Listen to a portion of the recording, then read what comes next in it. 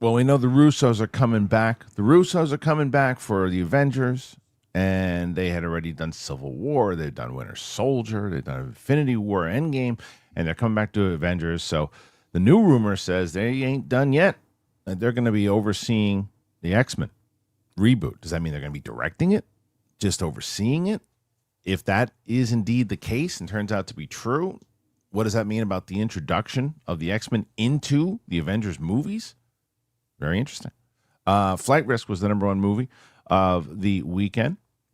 Talk about the box office numbers in general, how that panned out. There's some other things that are going on in the world of entertainment news. Acolyte off the air and canceled and still causing controversy. People saying that there was the ratings, #1 show on Disney. So why was it canceled? How good were the other ratings is the question. So we'll discuss that and other things today on the show. There's a lot to talk about. It's an early edition of the show today. Myself and the outlaw John Rocha. So let's get into it, everybody. It's Monday. Hold on to your hats. Here we go.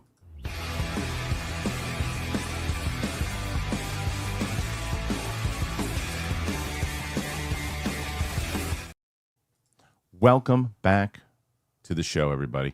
It is the Kristian Harloff Show here today on Monday, and joining me on the show, as always, John Rocha. Hello, Rocha. How you doing? You're muted. It's all right. Nobody, you just hit that button, and you've been doing this long enough. You know. Hey, how's it going? Sorry about that.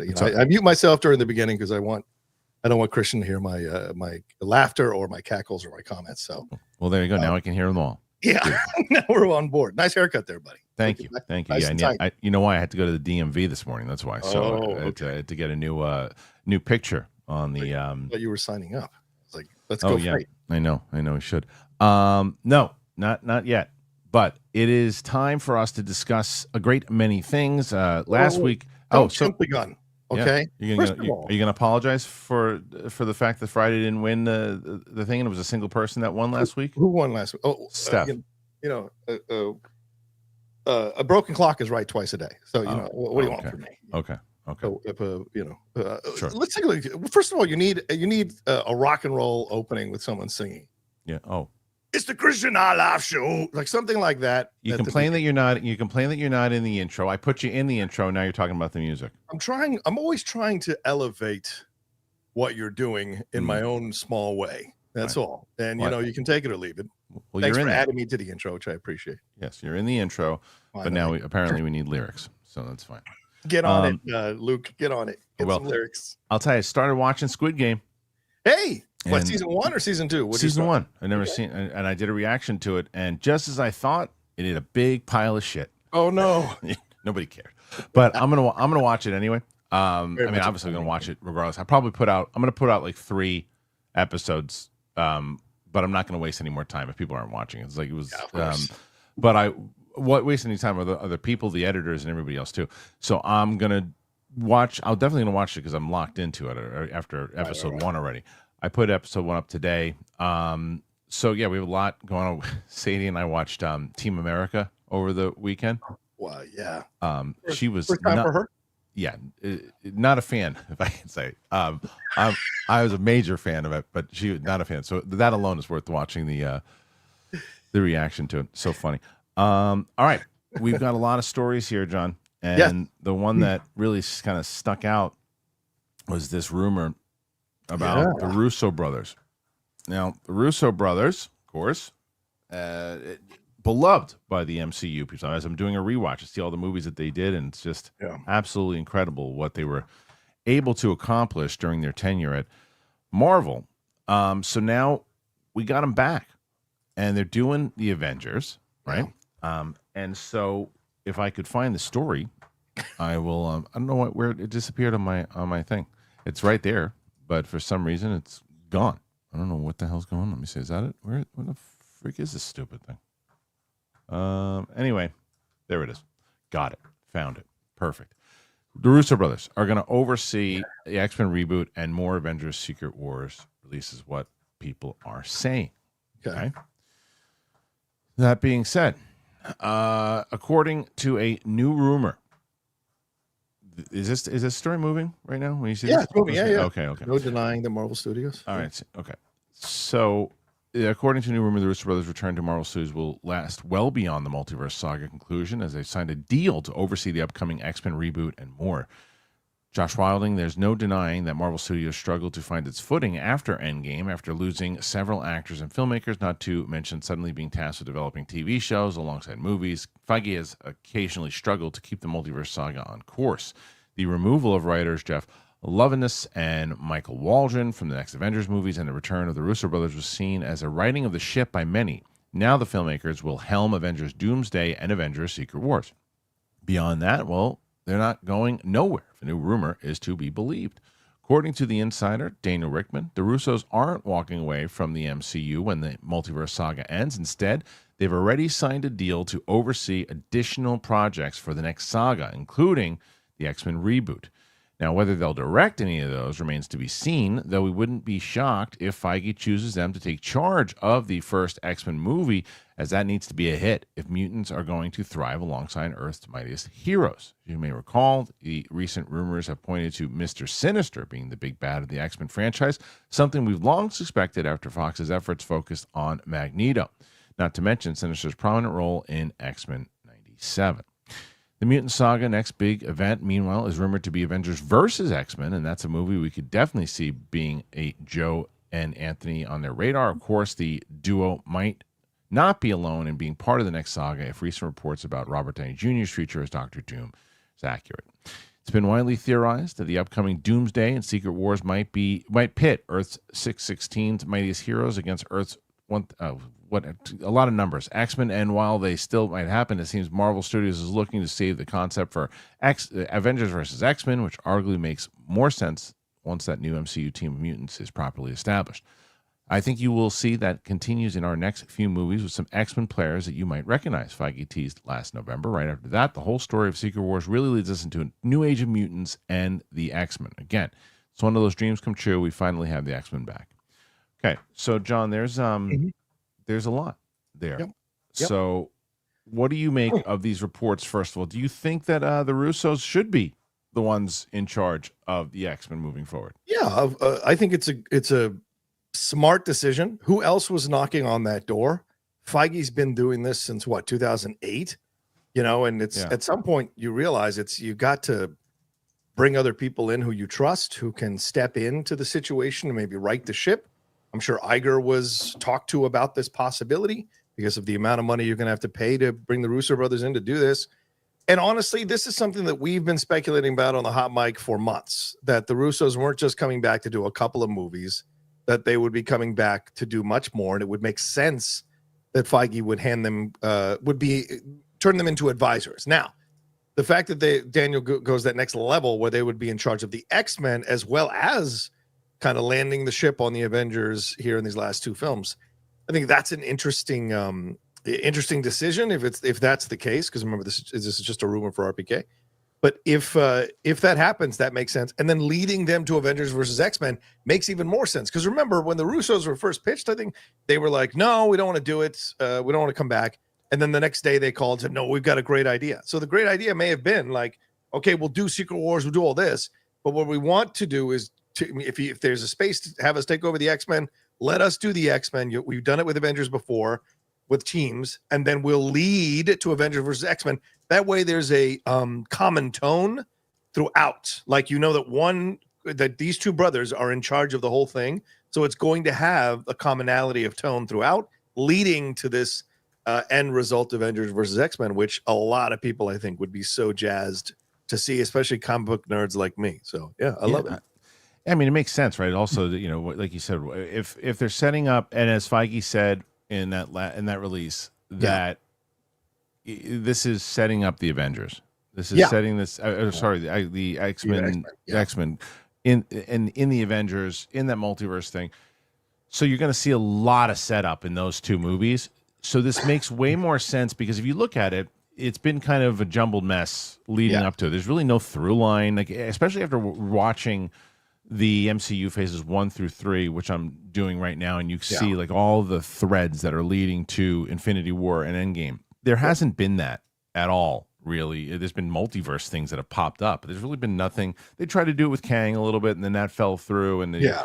nothing really. You don't really know what this is about, right? So when you brought in the Russos, you're like, well, what are they really doing? What are they ending except the multiverse? Right. And now by them, not only are they ending the multiverse, they're beginning the actual new thread. So they're setting it up and ending it at the same time. So it makes a lot of sense that they would do that, and you bring them on board to do it. And especially if you have that kind of trust in them, the way Feige must, and rightfully so.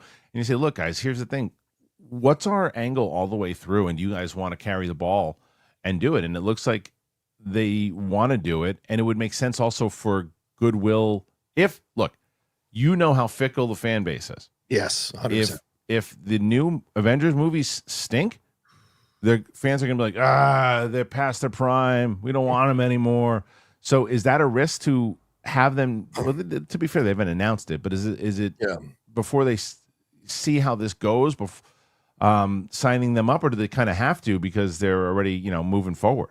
I think this is the situation they found themselves in because of the desperate nature of how these last two phases have gone. And look, some of you argue that you like the last two phases. I'm not denigrating that. Feel free to love everything in all those phases. But the overall consensus is that this was a bit of a meh or stumble. They stumbled through these last two phases. So that's the situation there. Iger comes back, wants to streamline everything, wants to cut down the cost. And so you've got to kind of cater to that because you answer to a board of directors. All right, let's put this in motion. Who are you bringing back? Well, we're going to bring back RDJ and Chris Evans and all these other people to be part of this. Great. Who's going to be in charge of it? Let's get the Russos. All right, how much are they going to cost? Right. This much. All right, if we're bringing them back for this, then we got to extend them out for all these other movies because it makes sense if we're going to spend this kind of money. Okay, great. You put them all in motion. But as you just said, if Doomsday comes out and it's kind of a meh or a 6 out of a 10, then you're like, what are we doing? And then if Secret Wars comes out and doesn't hit the mark, then you've got some issues. And the thing is, yes, the Russos have been great in Marvel, but the Russos outside of Marvel, not so good. And so have they been damaged? Were they just the right people at the right time for that time? Or is there more to come from them that can be really good? And I think Doomsday and Secret Wars clearly, as you mentioned, Kristian, will be the testing ground for that.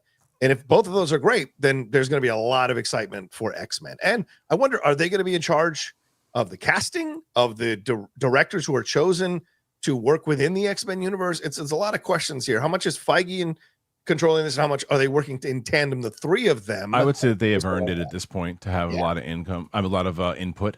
No, I agree. I also don't think that their brand has been tarnished at all. If you mentioned like with the Netflix movies, nobody knows about those things outside. That's the problem. But nobody knows. It's like if you were like for the audience, there's no world. There's no world that the MCU when they announced the Russos coming back, a lot of people were kind of back and forth on Downey, not because they don't like Downey, because he was Tony Stark. There was a big thing there. How much pushback did you see on the Russos when they were announced as the Avengers? People were super excited. Nobody was like, "Oh, but did you see their last Netflix movie?" Well, I mean, I was, but you follow this stuff, man. Yes, true, very true. Like I'm telling you, like, and look, the argument against that too is how many people really still pay attention to the directors. I'm watching the MCU with Sam. Her favorite movies are right now. Civil War was her number 1. I think Winter Soldiers are number 2. And she's gonna love the 2 Avengers movies. And if I asked her right now who directed those, and I've told her before as we were doing it, she won't remember. There's no way she won't remember. But that doesn't necessarily take away from the fact that the hardcore fan base obviously knows who they are. I don't think the hardcore, and that's in the millions. So right, and those hardcore millions of Marvel fans don't give a shit about their that they didn't do good Netflix movies because it's not because it's not a Marvel movie. If they all of their Marvel movies are considered some of the greats and in a lot of people's top 10s, if not in the top 5. I don't deny that. So if they came in and they, but that's gonna the goodwill's gonna go away fast if this first Avengers movie is not good. Then you're gonna see the audience turn quick. I compare it to like a star receiver. If we go NFL, right?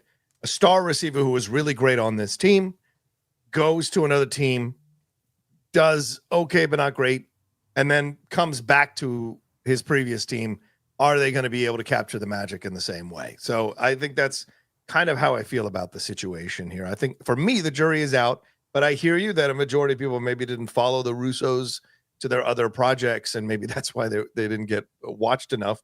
But the end results were not great for a majority of those projects, if not all of them. And so I have concerns for my own end. But like you said, maybe there's a lot of Marvel fans who just hear Russos and think, okay, we're really set up here. I think that's right now. That's exactly what it is. But as far as taking the X-Men, if look, the strategy is sound. If the two movies really deliver, and then it makes a lot of sense if the Russos said to Downey, "Hey, listen, we're taking over the X-Men thing. We want you to be Doom because he's got such a significant role as the villain moving forward in this thing, and we're involved." And he's like, "Well, you're involved, and that's the reason I came back in the first place. So if you guys are involved, then I'm involved." And that's how you get deals done, right? And then it's like a baseball team. It's like, okay, you got the coaches that have won championships before, and because those coaches signed on, the star players are sticking around. They came back. We traded one of them. We thought one of them retired. And then they came back, and all the other ones that were retired are coming back. Now the question is, are they going to have blown out knees? You know what I mean? Are they going to? Are they exhausted? Is their heart still in the game? Can they still win championships? That's what it comes down to. Yeah, LeBron was famous for this. If you got LeBron on your team, he was bringing all his boys with him, and they were all going to sign contracts for 1 year or 2 years and play for LeBron to try to get him another championship and themselves another ring. You're absolutely right in analyzing it in that way. But it also makes sense, and I don't know if you're segueing into this already, why Downey Jr., if you guys talked about it on Capes and Cows, why the big rumors are coming out that Downey Jr. is going to stick around past Secret Wars. We can stay there. Why do you? I mean, besides the obvious with the money and potential points that he's going to have, I mean, I think he probably likes the material, and he also likes money, but he also likes working with the Russos. Knows the Russos. I think that this is more true because of that. That he's like, oh, they're sticking around, then I'll stick around. I think it has a lot to do with it. Yeah, absolutely. He feels like he's in the right hands, and they want to extend the character out, and he trusts them to extend the character out because look what they were able to do with Josh Brolin and Thanos and string that out over multiple movies. It makes sense that he'd be able to do that with Doom and Robert Downey Jr. as Doom, which really, like, it's still kind of shocking that he's Doom. Such a out of left field choice. And now it sounds he's actually going to be Doom in this main universe that they're setting up once they're done with the multiverse. So that's super shocking. And so now where are you going to go with this? How long are you going to string this out? Is he going to be the main villain all the way to Avengers versus X-Men? So will it be them constantly trying to take him down, but he keeps escaping, he keeps surviving? Like, what is the overall approach here? Because I thought he was just coming back for a one and done, like a couple of films, and then he was out. Essentially a one and done. But it seems like he's going to extend out for a while now. So, and I think they're moving. Look, we saw James Gunn do this. I think we're moving into a position where even Robert Downey Jr. at some point becomes a consultant for Marvel and Disney for the Marvel brand. That would make me nervous. That would make me nervous. Like the Russos, player become coaches all the time. Well, it happens all of the time. Doesn't mean that they become good coaches. It doesn't mean that they win championships, and it doesn't mean that sometimes they make decisions sometimes that you're like, oh man, we shouldn't have made that guy coach. Yeah. And I don't necessarily know if that's the case with Downey, but I don't know. I think the Russos make sense. You want to bring them on to be consultants because they're geeks, man. Yeah, and not to say Downey isn't, but they're geeks. Like, I'm really surprised they had never announced the Star Wars deal, because I remember when they came in, and I think it was for Civil War. Yeah. I remember Civil War when they came into Collider, and Ellis and I interviewed them. Yeah, I told Joe, I think, that I was doing Jedi Council, and his eyes lit up. He's like, "Oh, I'm such a big Star Wars guy. I go, do you want to be on Jedi Council?" He's like, "Yes." And then they got huge, and that never happened. But but I was asking, would you guys ever want to do a Star Wars movie? And they just were like kind of coy about it. And I don't mean coy genre where they talked a lot. The exact opposite. They were coy and didn't say shit. Talk about somebody whose name is the exact opposite of who he is. Anyway, wow. Point Go out here catching strays. Sorry, 100%. But either way, I'm surprised that they didn't do it. But this makes a lot of sense because, like you said, they're comfortable. Remember, there was a time. I think there was a time when it's like the Marvel Cinematic Universe and Kevin Feige wanted to show that they could do it with anybody. And Yeah, they yeah, didn't yeah. need the old faithful, and they could do these movies with anybody. Because I remember when they asked the Russos, Yeah. like they haven't called us. They Yeah. haven't brought anything up. We'd love to do it. They haven't talked to us, and they were nowhere near doing this. And then I think eventually Feige's like, I got to call the guys. Yeah, absolutely. That's exactly what happened. Yeah, let's get the boys back in. We gotta straighten this ship out and see where we're gonna go from here. But the thing is, what happens after this, Kristian? Like, we're gonna enjoy this. X-Men, man, it works. But then what happens afterwards? But that's it.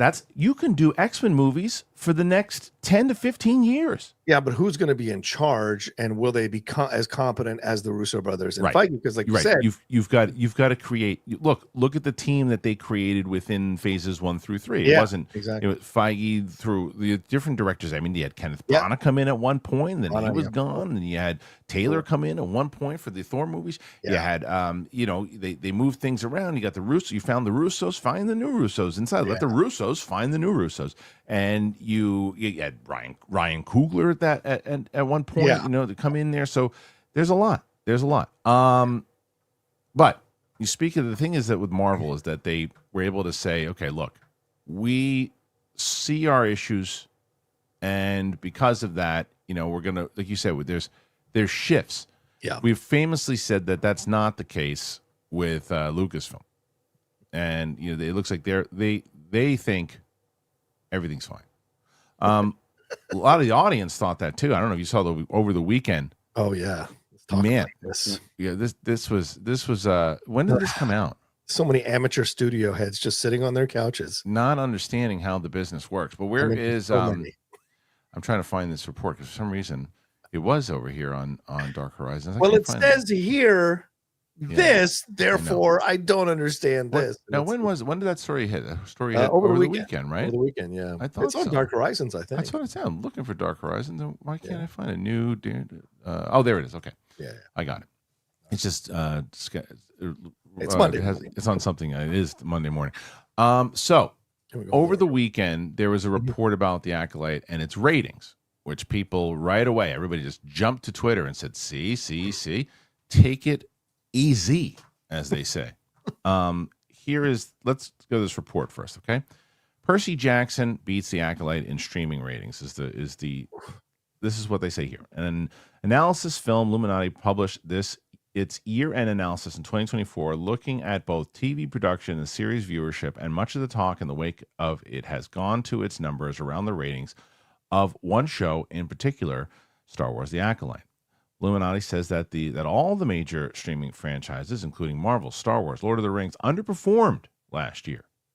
Rings of Power's second season, total minutes watched were down as much as 60% compared to the first season. On the Disney Plus service, the late 2023 release of Percy Jackson and Olympians led it to becoming the most watched show of last year with over 3 billion minutes viewed. The Acolyte, the most watched new series on Disney Plus, launched in 2024, came in second place with 2.7 billion minutes. Agatha All Along was in third with 2.28 billion minutes. Echo was in fourth with 1.54 billion minutes, and X-Men 97 was fifth with 1.44 billion minutes.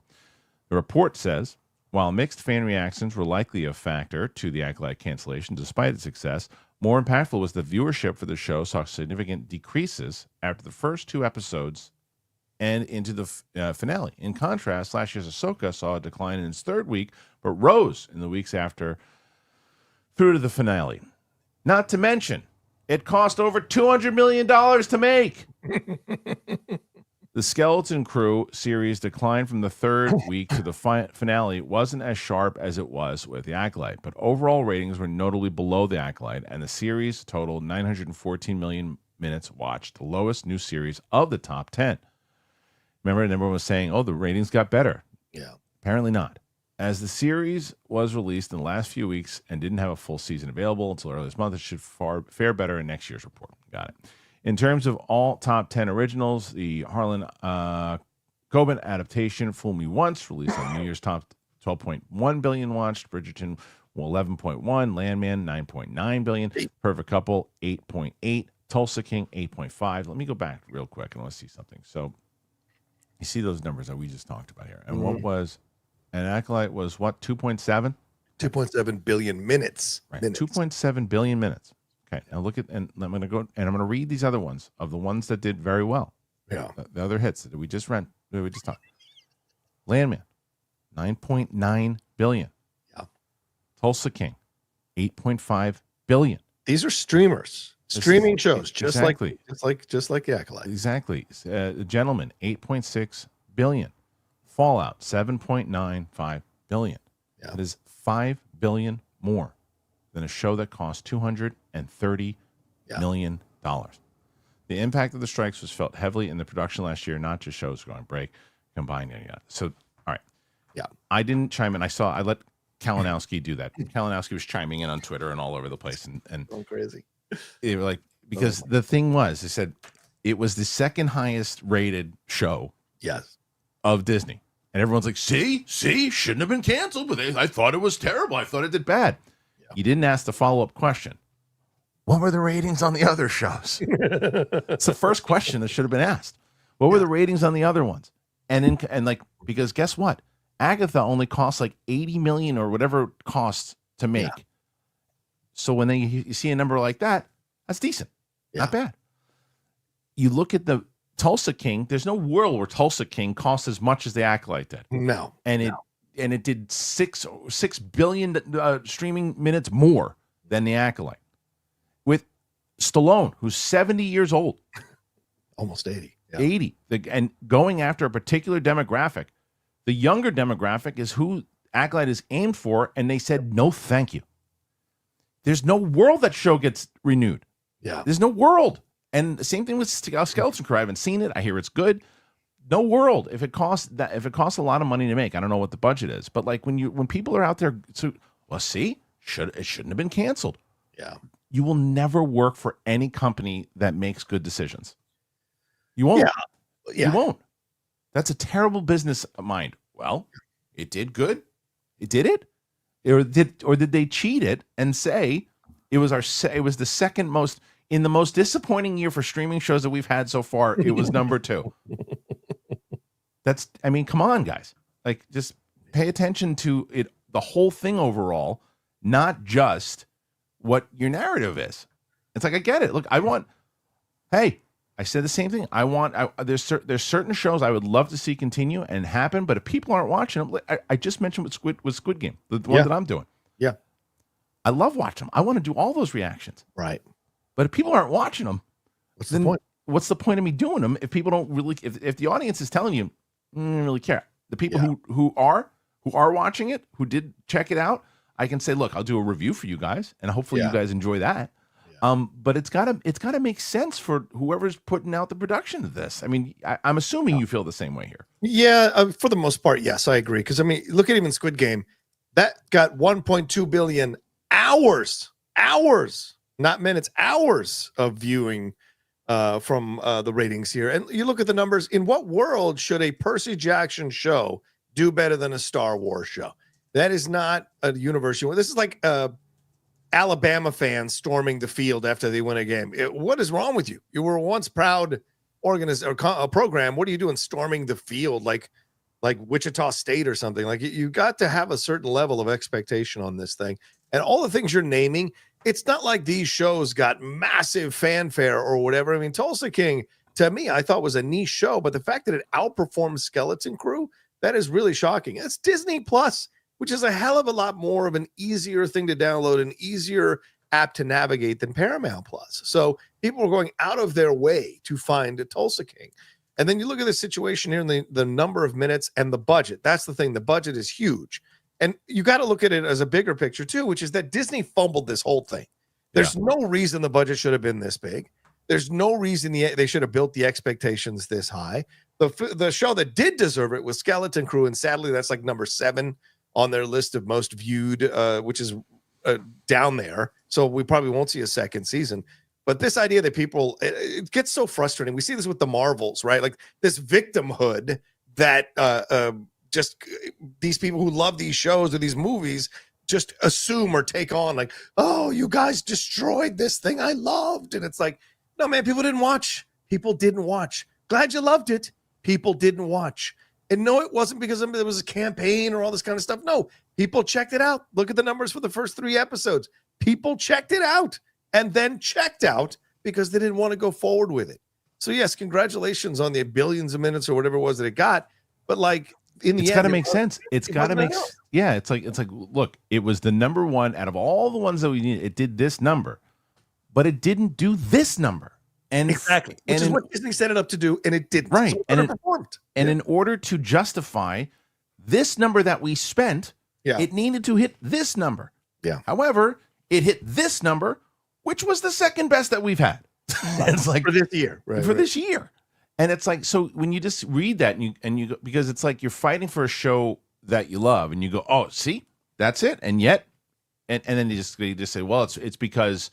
They catered to the people who didn't like it. It's like, no, I'm sure it certainly had a lot to do with it that it wasn't loved also, because why would you want to put a show out there that you're trying to rebuild your brand? You're trying to rebuild it. Yeah. And it's like, that's why I also said, like, I know that you like Skeleton Crew and people who watched that show liked it, but there's a reason why people didn't tune into it because they didn't feel like it was really targeted for them, and nor was there any excitement behind it. Star Wars needs an exciting thing. And you know, and we're gonna talk about the Mangold thing because apparently Mangold's movie is moving fast, and they might even be starting shooting this year.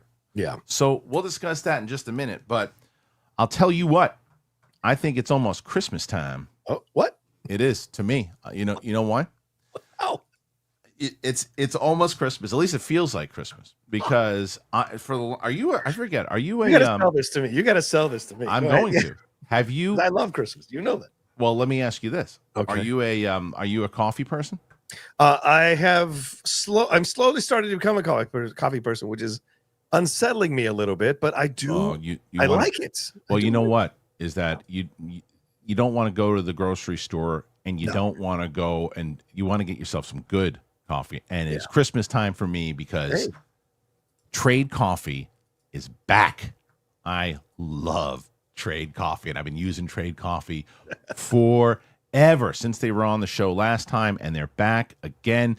For people who make coffee at home, it only takes a minute to transform your coffee routine forever, because that's from our buddies over at Trade. Because with Trade, you discover the secret to making amazing coffee. It's starting with coffee beans, and they match it to your taste, roast it to order, and they deliver it directly from America's top small batch roasters. That's what I dig. It's a coffee subscription, which is the best. So no matter how you brew or what coffee you make, getting coffee from Trade is the easiest way to instantly upgrade your at-home coffee experience. It is the #1 subscription coffee in the U.S., bringing you fresh coffee from over 50 of the country's top small batch roasters. You take their quiz, and in a minute or less, they match you with the perfect coffee. If that first bag is not right, no problem. Trade is going to replace it until they nail it. It's so good. I've been using Trade forever. Koi Jandro is going to be super pumped to hear that they're back also. Oh my God. The last thing I need is coffee. He loves it. He loves it. And I'm telling you, I won't, it's like that smell when you woke up as a kid and you just smell the coffee in the house. That's what it reminds me of for Trade. So don't settle for okay coffee. Head to drinktrade.com/big thing. You're going to receive up to 3 bags for free. Drinktrade.com/big thing to get up to 3 bags for free with any new subscription. Go and get yourself some Trade. I'm telling you, that is the best. I can't even tell you how many times I've told you about AG1. AG1 is the best. It is part of my routine every single day. I absolutely love it. This new year just started. You got to try AG1 for yourself. It is the perfect time to start a new healthy habit. I've been partnered with AG1 forever. I mean, for as long as I've started this show, they've been with us. You guys know that. AG1 is offering new subscribers free $76 gift when you sign up. You get a welcome kit, a bottle of D3K2, and 5 free travel packs in your first box. You got to make sure you go to drinkag1.com/big thing to get this offer. That's drinkag1.com/big thing. And you start your new year out on a healthier note. If you want to set some new year goals, for me, that's what I did, and I'm already feeling good. I get some good energy on it. It makes me feel healthy, and AG1 supports that. When I'm when I drink AG1 in the morning, I know I'm starting my day off right. I got good sleep quality. It is the best. So make sure you go and you check it out. You are going to appreciate it. I promise.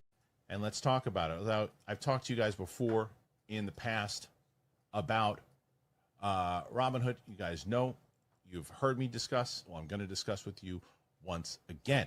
With Robinhood Gold, you can now enjoy the VIP treatment, receiving a 3% IRA match on retirement contributions. The privileges of the very privileged are no longer exclusive. With Robinhood Gold, your annual IRA contributions are boosted by 3%. Plus, you also get 4% APY on your cash-in non-retirement accounts. It's over 8 times the national savings average. The perks of the high net worth are now available for any net worth. The new gold standard is here with Robinhood Gold. Now, to receive your 3% boost on annual IRA contributions, sign up at Robinhood.com/gold. Investing involves risk. 3% match requires Robinhood Gold at $5 a month for 1 year. First match must keep funds in IRA for 5 years. You got to go to Robinhood.com/boost. Over 8 times the national average savings account interest rates claim is based on the data from the FDIC as of November 18th, 2024. Robinhood Financial LLC, member SIPC. Gold membership is offered by Robinhood Gold LLC. So thank you to Robinhood here for joining. All right. Thank you for having both Robinhood, Trade Coffee, and of course, AG1. All right. So here's what we're going to do for New Year also, because I decided, as I said, if you like, and I love when people are putting their opinions in and love the conversations that we're having in the chat. But what we won't do is be, going back and forth and yelling at the chat. I won't do that. But what we will say is this: if you don't like certain things that happen on this show, if you think that, you're playing noises and those types of things, I implore you, there's so many other shows that you can watch, and I thank you for your viewership, but it's really cool. The door is there. Please go and watch another show, and I don't mind. And thank you for everything that you've been, if you've been here before and you've led your comments and your thoughts, it's the best. Thank you so much for doing it, but we're trying to do a positive thing with people, so I don't want to have to throw you out. So just go watch another show, and no harm, no foul. So thanks for being here, everybody. Really excited to talk about some more stories, and let's do it. Let's get into this one. And that is this. We just talked about Star Wars. Yeah. And this James Mangold movie, apparently, as we talked about, John, this looks like, and it makes sense that you would do this. It looks like it's moving forward pretty quick. It might even be the next one out the gate, right?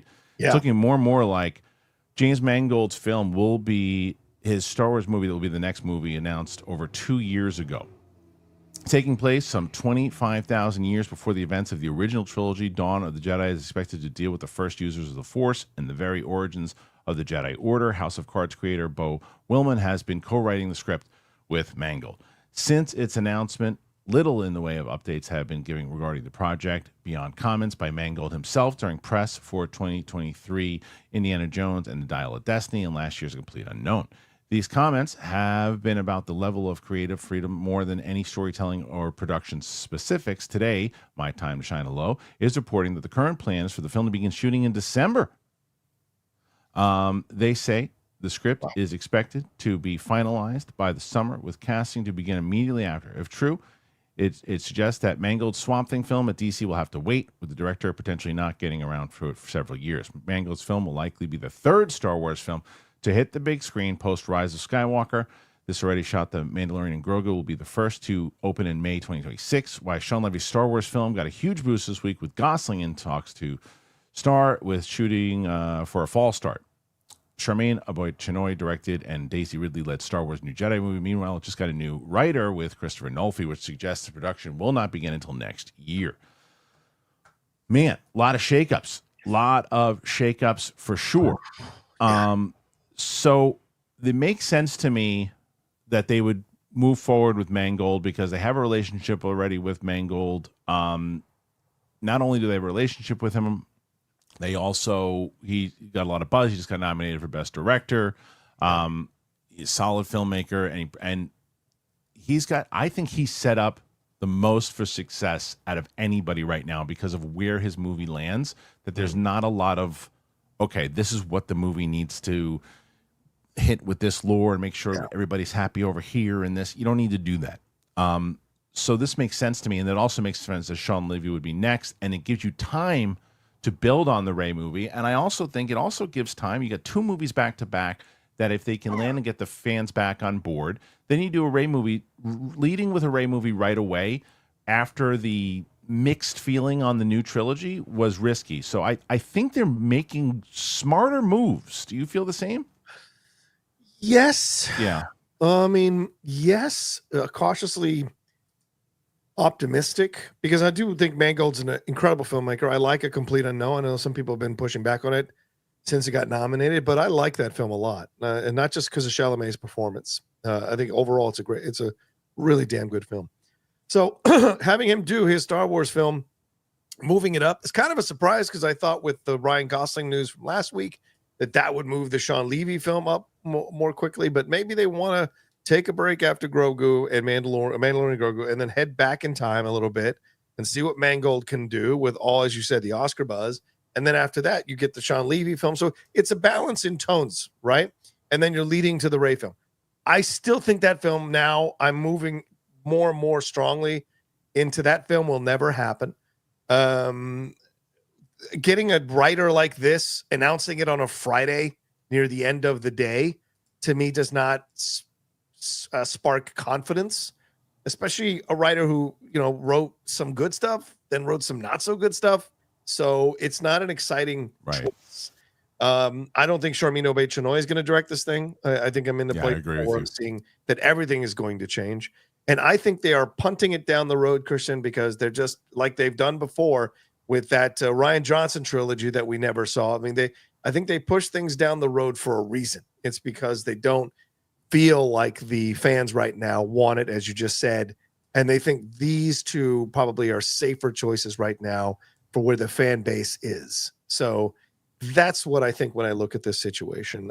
So if they're talking about Sean Levy not starting his film till next year, 2020, that to me would surprise me, especially because if Gosling's in charge, we've gotten already casting talks with Gosling. We've got nothing like that for Mangold's film. So I'm a little surprised on the timetable. I thought Levy's would be next for sure. So we'll see.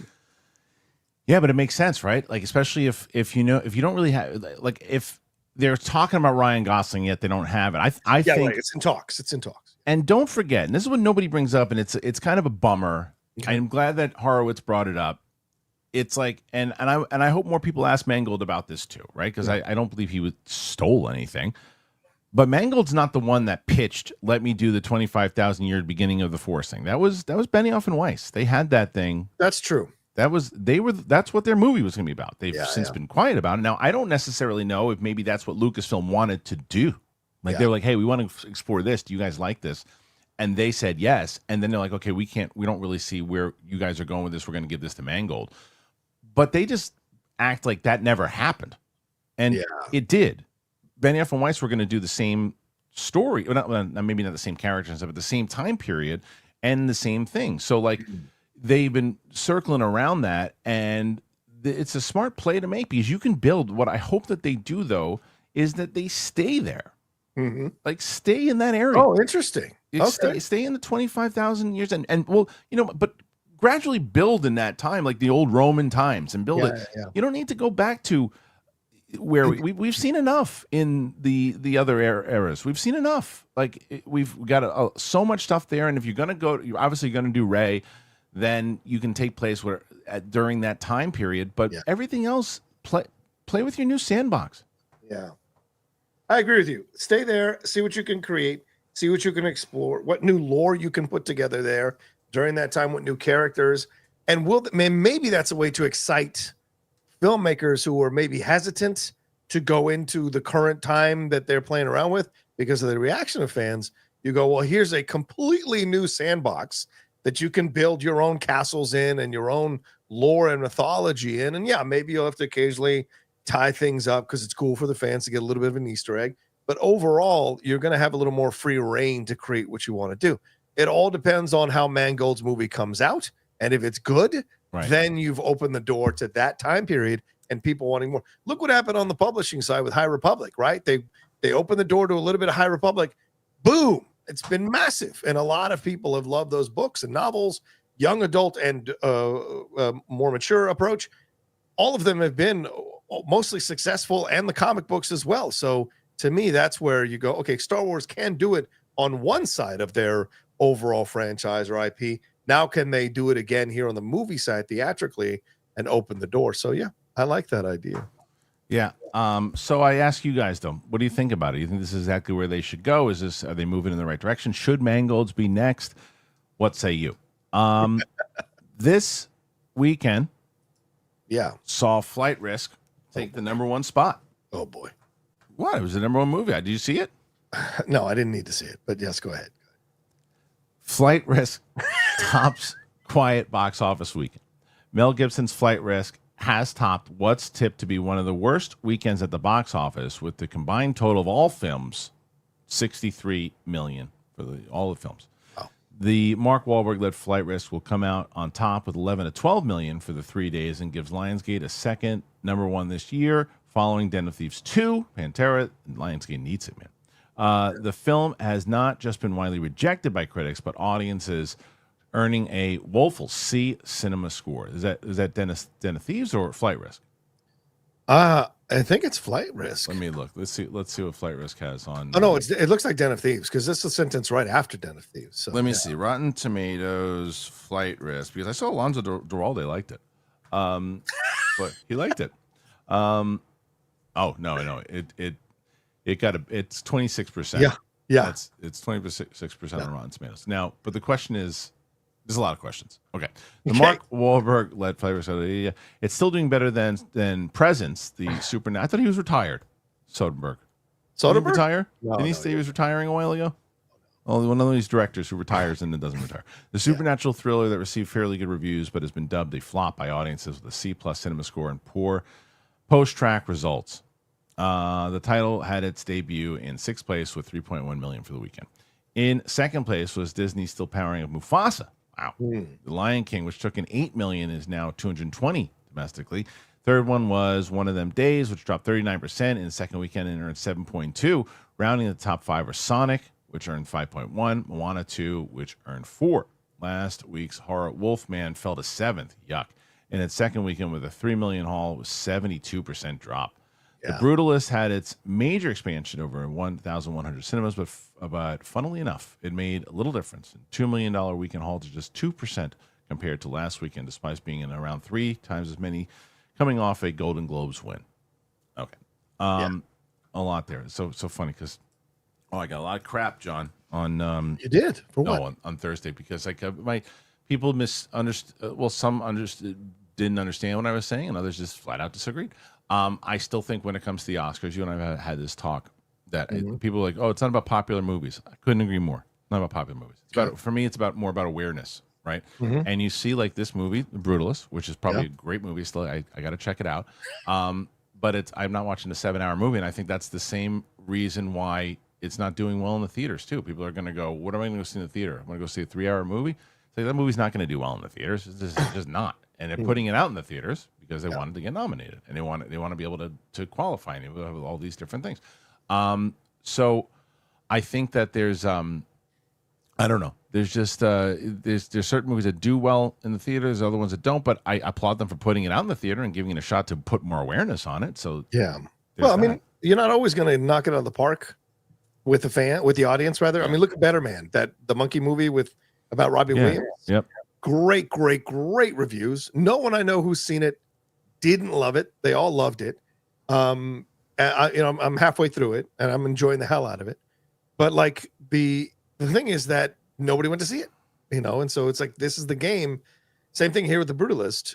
It's a 3-hour and 40-minute, and I disagree with you. I think people would go see a 3-hour and 40-minute movie if it was an exciting movie. Yes. Or a movie I didn't say that. I don't. I'm not saying something. I mean, look at Endgame was 3 hours long. There's tons of movies that are 3 hours long. But this is the thing. You're not qualifying it with like, well, the interest is not like it doesn't seem like an interesting movie for me to go see for 3 hours and 40 minutes. Yeah, I just think that there's some people that are going to go, especially because it's a heavy movie, right? So to go to sit in a heavy movie for that long, it's tough to get people to do. And it gets heavier as the film goes along. That's what I mean. Yeah, it's tough. That's more so what I meant than anything else, because there are tons of movies that are over 3 hours long or close to 3 hours long that have done very. I mean, look at Wolf of Wall Street's close to 3 hours long, I think, and there's other Titanic. And I didn't mind. Look, and I'll tell you, I guess it's the same argument, right? Although I did sit in the theater to watch it, was Killers of the Flower Moon, Yeah. which is, I think, what, 3 hours and 30 minutes or some shit. Mhm. It's really long. I went to because I'm a Scorsese fan. I went and watched, but that Yeah. movie didn't do very well in the theater either. Nope. So- that was all about prestige, that film. Yeah, and that's kind of what I meant. But again, trying to put awareness on it and people just not seeing it, then I mean, Shawshank Redemption, as I made the argument about in '94, right? That movie, that movie did terrible. Yeah. I saw that movie at the Dollar Theater in Florida because it was already out of the theaters at that point, and I couldn't believe it. I was like, that movie's so good, but nobody saw that movie in the theater. I went to see it opening day in an afternoon on a Friday, and I remember distinctly because that movie like messed me up after it was over. Right. And I was like 10, 15 people in the theater, and I was shocked, just shocked. So, I think that's kind of so the comment, which rightfully so, said you got to be careful because you don't want to turn the Oscars into the MTV Movie Awards, and that's not. And I'm just not describing it well enough to. No, I'm not saying you need to do Best Explosion and Best Kiss and all that kind of shit. I'm just saying that when you look at it's just a different world. I think is what it comes down to because. When I brought up like '94 and I brought up the movies that were nominated, it's all movies that you heard of. It's all movies that you know. It's all movies that the general public knows. And it's just not that kind of world anymore because there's so many movies on streaming and these other like so many different studios making movies from Amazon to Netflix. That there's all these different movies that it's impossible to keep up with all of them. It's impossible. It's impossible to keep up with all of them. And even like because I was going to make because. And I couldn't make the case against like Amelia Perez. You're like, well, who knows about that movie? It's on Netflix, and it's featured on everything you play. So it's like, and millions of people know it. So there is awareness on that one. It's just, but the question is, who's clicking on it? Like, I don't know. How did it do? It's becoming a massive social media conversation touchstone. People are doing all kinds of TikTok videos on Amelia Perez and making fun of it. The Selena Gomez Spanish accent, like it's huge. And now people are playing a clip from the movie. I saw it. I said, how did this song beat the Wicked song? Which I haven't seen the movie, but I was like, hey, he's got a point. Yeah. I've kind of turned around on that film now, and I kind of think it's not as great as everyone was saying. Turning into a crash situation? Yeah, I think it feels that way. And if it wins because of this AI controversy bull crap, then I think it'll be a damn crime. Like a damn crime if that ends up becoming a best picture. Because nothing is going to get even people like me to scoff at the Academy than that film winning Best Picture. You know what I'm saying? And I don't care how many of these directors come out, because someone posted all these directors who love the movie, and some directors that we know and love, like Del Toro and all these other really great directors came out and said how amazing that film is. And it's like, well, the public isn't vibing it. And I think that's what you brought up on Thursday. If I'm extrapolating what I'm extrapolating from what you said, I just think we as the public have changed. Are there anomalies like Oppenheimer that makes almost $1 billion? It's about a physicist or scientist from the 1950s, 1940s. Yes, of course. Yes, there's occasional moments. But overall, the audience has changed. You know, you go back and 10 years ago, those are different movies that are being nominated for Best Picture than the one now. Go back 24 years ago, they're more populist films. But we as a culture have changed, and we have to take responsibility for that. And I think that's the point. The critics have one thing, and it's like, oh, the critics versus the fans. It's not that. The fans have changed. Moviegoers have changed. We've become much more of a reality TV, running to the latest thing to talk about it on social media, ADD type of society. And I'm not scoffing ADD. Anybody has it, of course, respect. But it's that quick hit, right? And so we are much more of a society like that now than we were in the past. And the things we find entertaining are different than the things we found entertaining before. Like in the past, I think more of the public was into these films that challenged us mentally and politically or socially or in our or relationship wise or whatever. It's much more challenging stuff. Nowadays, we see different things that entertain us. We'll go spend money on different things that entertain us that are bigger. And I think that's at the core of why a lot of these artists go after these Marvel movies, because they see these Marvel movies as an extension of what some of them have said is the dumbing down of the moviegoer. I don't agree with that, but some of them have said that, right? And so that's what they look at, because I think these Marvel films are much more complex and much more nuanced than people think. And so this is what we're seeing now. So we're going to have this disconnect because the artists are now firmly on one side where they used to be much more the mainstream. The artists are now much more moved to the right or to the left. And the mainstream wants something else that they want to put up. So it's up to the Academy to decide what they want to do. I think it should stay pure to its goals, but I would not be surprised if it starts to move in some of these more popular films as they increase the people who can vote for the Oscars. So, yeah. I'd like to see overall what the ratings are going to be like, because that was the other argument against people saying how the ratings were still really good for network television. I don't agree. I just don't agree with it. So we'll see. But look, last story that I want to bring up here too is the story itself. This is the story of him, David Cornsweet, posing with Izzy Gonzalez for a new Boston promo. People want to see her as Wonder Woman, but that's not necessarily the whole story. I want to talk about this picture of him flying. People, I mean, you talk about people losing their minds over something. Superman star David Cornsweet and Bloodshot's. Is it Izzy Gonzalez? Izzy Gonzalez. Izzy Gonzalez are the face of a new boss scene campaign, and didn't take long for one fan to transform them into the Man of Steel and Wonder Woman. Superman will likely be the movie that puts Cornsweet on the map, turning him into an A-list star in the process. His profile has already skyrocketed since been cast as the DCU's Man of Steel, and now he's the face of Boss the Scent. Twister's actor has been joined by Ambulance star Izzy Gonzalez for the campaign, a fun coincidence, seeing as many fans would like to see her play Wonder Woman. They look pretty great together, and it surely won't surprise you to see that it almost took no time for someone to transform them into Kal-El and Diana Prince. It works wonderfully. And it might be a glimpse at what's to come when James Gunn finally casts the new Wonder Woman. And let's see if there's actually, is there a picture of it? Oh, yeah. Well, there's the picture of the two of them together, but did they do an actual Wonder Woman? Oh, there it is. That's pretty good. Oh, she does look pretty good as Wonder Woman, though. Yeah. She'd be great. I do like her. I think she's great. So the other thing, though, look, the casting and idea, you never know with James Gunn. He probably could see this. And he's on. I feel like the guy's got 7 different clones of himself, because I don't know how much he's able to do whatever he does with production and directing and writing, and still have time to post as much as he does. Yeah. But that would be great to see her. I think she's a great choice for Wonder Woman. But the story I was going to ask you about is they had this flying scene, and the most controversial barrel roll in history. Yes. Losing their minds over this thing. Is it one of these things where it doesn't matter, whatever comes out, people are going to complain about it because it's not Henry Cavill? And look, I wanted Henry Cavill. I wanted him back. I thought he got screwed. But he's not back. This is Superman. And he looks good as Superman. And you're going to judge it off of one TV spot? You're looking, to me, you're reaching. What did Patino say? Larry Bird isn't walking through that door. This is the Celtics team now.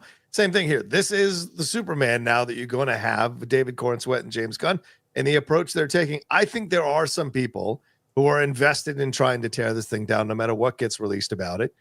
Some people complaining about the PR campaign, some people complaining about the stills and the shots and all of that. And then this new teaser I thought was pretty cool. I mean, having Lex Luthor, finally seeing Nicholas as Lex stepping out of that huge ship, I thought that was great. The barrel roll was such a small part of it. I'm like, cool, do something fun, spinning around, no big deal. But people are like, oh my God, the special effects or the look, it's so ridiculous. And I just think people have an axe to grind on this film. And some people even come after me, because I've highlighted a couple things about James Gunn. The truth is, I'm just speaking from an honest point of view. I think there was nothing wrong with that teaser. It was a lot of fun. It's exciting. You get the energy and the vibe that he's going for. And yes, he's going to take chances with Superman. And I thought people want to see that. So why don't we wait till the whole thing comes out? But this whole reaction to it is it's a comical overreaction because people want attention. It's really, that's what it is. Could be. In my opinion. All right, it's question time. And I'll tell you, like last week when I looked, because Steph going into Thursday when she wound up getting 120 something, whatever she did, going into it, she had 26 questions or something like that. Going into today, John, you have 32. Wow. Starting with 32. So I'm not as interesting or as hot as Steph, though. Someone said you were going to say that. I was waiting for you to say it because someone said you were going to say that. And it was like, watch, as soon as you tell Rocha that someone won on Thursday and it was someone, he's going to say, yeah, but it was Steph. And she's more interesting and hot. Come on. So there you go. So I'll let you do what you got to do. Tell us where to find you. Oh, yeah, me. Oh, yeah, you can find me. Come on over to my YouTube channel, guys. YouTube.com/John Rocha. There's so much happening there. Would love to have you all see the content we got going on. The hot mics over there. Jedi Way is over there. The Geek Buddies certainly having some fun. And I'm doing more and more live shows. I'm finding that that's more where I want to be in 2025. So I will do pop-up shows on random topics that are in the world of entertainment. So come and hang out and see all that stuff that we're doing over there on the Outlaw Nation channel, youtube.com/John Rocha Says. Would love to get 50,000 subscribers as soon as possible. We're so close. Would love to have you all join us over there. And you can follow me on social media at The Rocha Says everywhere you go for social media. Thank you for doing that. Thank and you, so we now, as I said, we're going to start out right now at 34 questions on pretty damn good. Starting with the first. And this is from Bo26. Rocha, respect to Jaden Daniels and the Commanders. Yeah, totally. Going to be a problem for a while, but not right now. As always, fly, Eagles, fly. Stop that. How do Giants fans got to feel right now? Oh, I'm not. I don't think I'm going to watch the Super Bowl. I'll just watch the commercials. Yeah, the trailers. Yeah. I don't like it. I'm so bored with both of these teams. Just so bored with them. And it's like, it's one of those. I'll shove some food in my face and watch the trailers and everything. And I'll be less because I was actually for Commanders, if they were in it, I was actually going to like buckle down and actually watch the game and root for you and Ellis. But now I know that, okay, well, good. I can go record something. I don't care if I miss the game. I cannot stand the Eagles, and I'm so over Mahomes and everybody else too. So I don't care. It just leaves a bad taste in your mouth because both of those games had numerous questionable calls by the officials that favored the favored team. Right. And so in the end, you're just like, ugh. But listen, we were going to get beat by the Eagles either way, so that's fine. But the Bills fans should feel hard done by that game and the two terrible calls by the officials on the 4th and 1 and the and that catch that was not a catch in any way, shape, or form by Xavier Worthy. So, you understand that kind of situation, but these are arguably the two best teams. So you are getting two powerhouses in the Super Bowl, which is what the NFL wants. But I agree with you. I have almost little to no interest in watching the Super Bowl. I'll be doing the trailer reactions more than anything else. But I'll do that, and I'll do what I always do is we'll have snacks and stuff for the kids because I like to do that. And then when the halftime show is on, say my wife will come in and watch it, and we'll do that. But I couldn't care less who wins. I probably just because it's the Eagles, I'll say good. Let the Chiefs do it again. Who cares? But I'm so bored with both these teams, and but we'll see it. We'll see. Steve S. Hey, I loved your Squid Game reaction. Thank you. You're one of the few that watched it. You must react to the Ant series called Secret Level, especially the episode with Arnie voicing an arrogant would-be king. Oh, that's good. That's so good. I love that. I didn't see it, but it'd be so good. I could be a king. Come on. Yeah, I could be arrogant, but have you met Whiskey and Lulu? Come on. What are we doing? Some people, they say that I'm always angry. It's not true. I'm not angry. I make fart sounds. You have to decide. Am I making fart sounds? You can't make fart sounds if you're angry. And this is angry fart sounds. Doesn't make sense. So you got to you think before you type. You cannot do this. You cannot just type things and not think about what you're doing. Otherwise, you can time out. Bye-bye. Like he says in Mufasa, bye-bye. Hank Pym. Yeet. Rumble predictions. I got Flair winning in Face TV. I think I agreed. You don't bring it back to not give it that shot. Yeah. Drew dumping. Drew McIntyre. I don't think so. I think he hit his peak again. Jumping out Cena to win the men's. This is my first going. I think Cena or Punk. Punk could win, but not Cena. You don't think really Cena? Want John Cena to fight Gunther or Cody for the title? Do I want? You're asking two different questions. Well, that's what's going to happen if he wins. You're asking two different questions. You're asking if we want it, or do we think that the WWE will want? Most people will want to see Cena. A lot of people will want to see Cena go for it one more time. They want to see a good match in 5 years. All right, I'm not disagreeing with you. Yeah. I'm just telling you the way that they set that up in the first Raw with him putting that out there. He's gonna be in the final 5. There's no doubt about it. Right. Yes. No. I think he'll come in late. Yeah.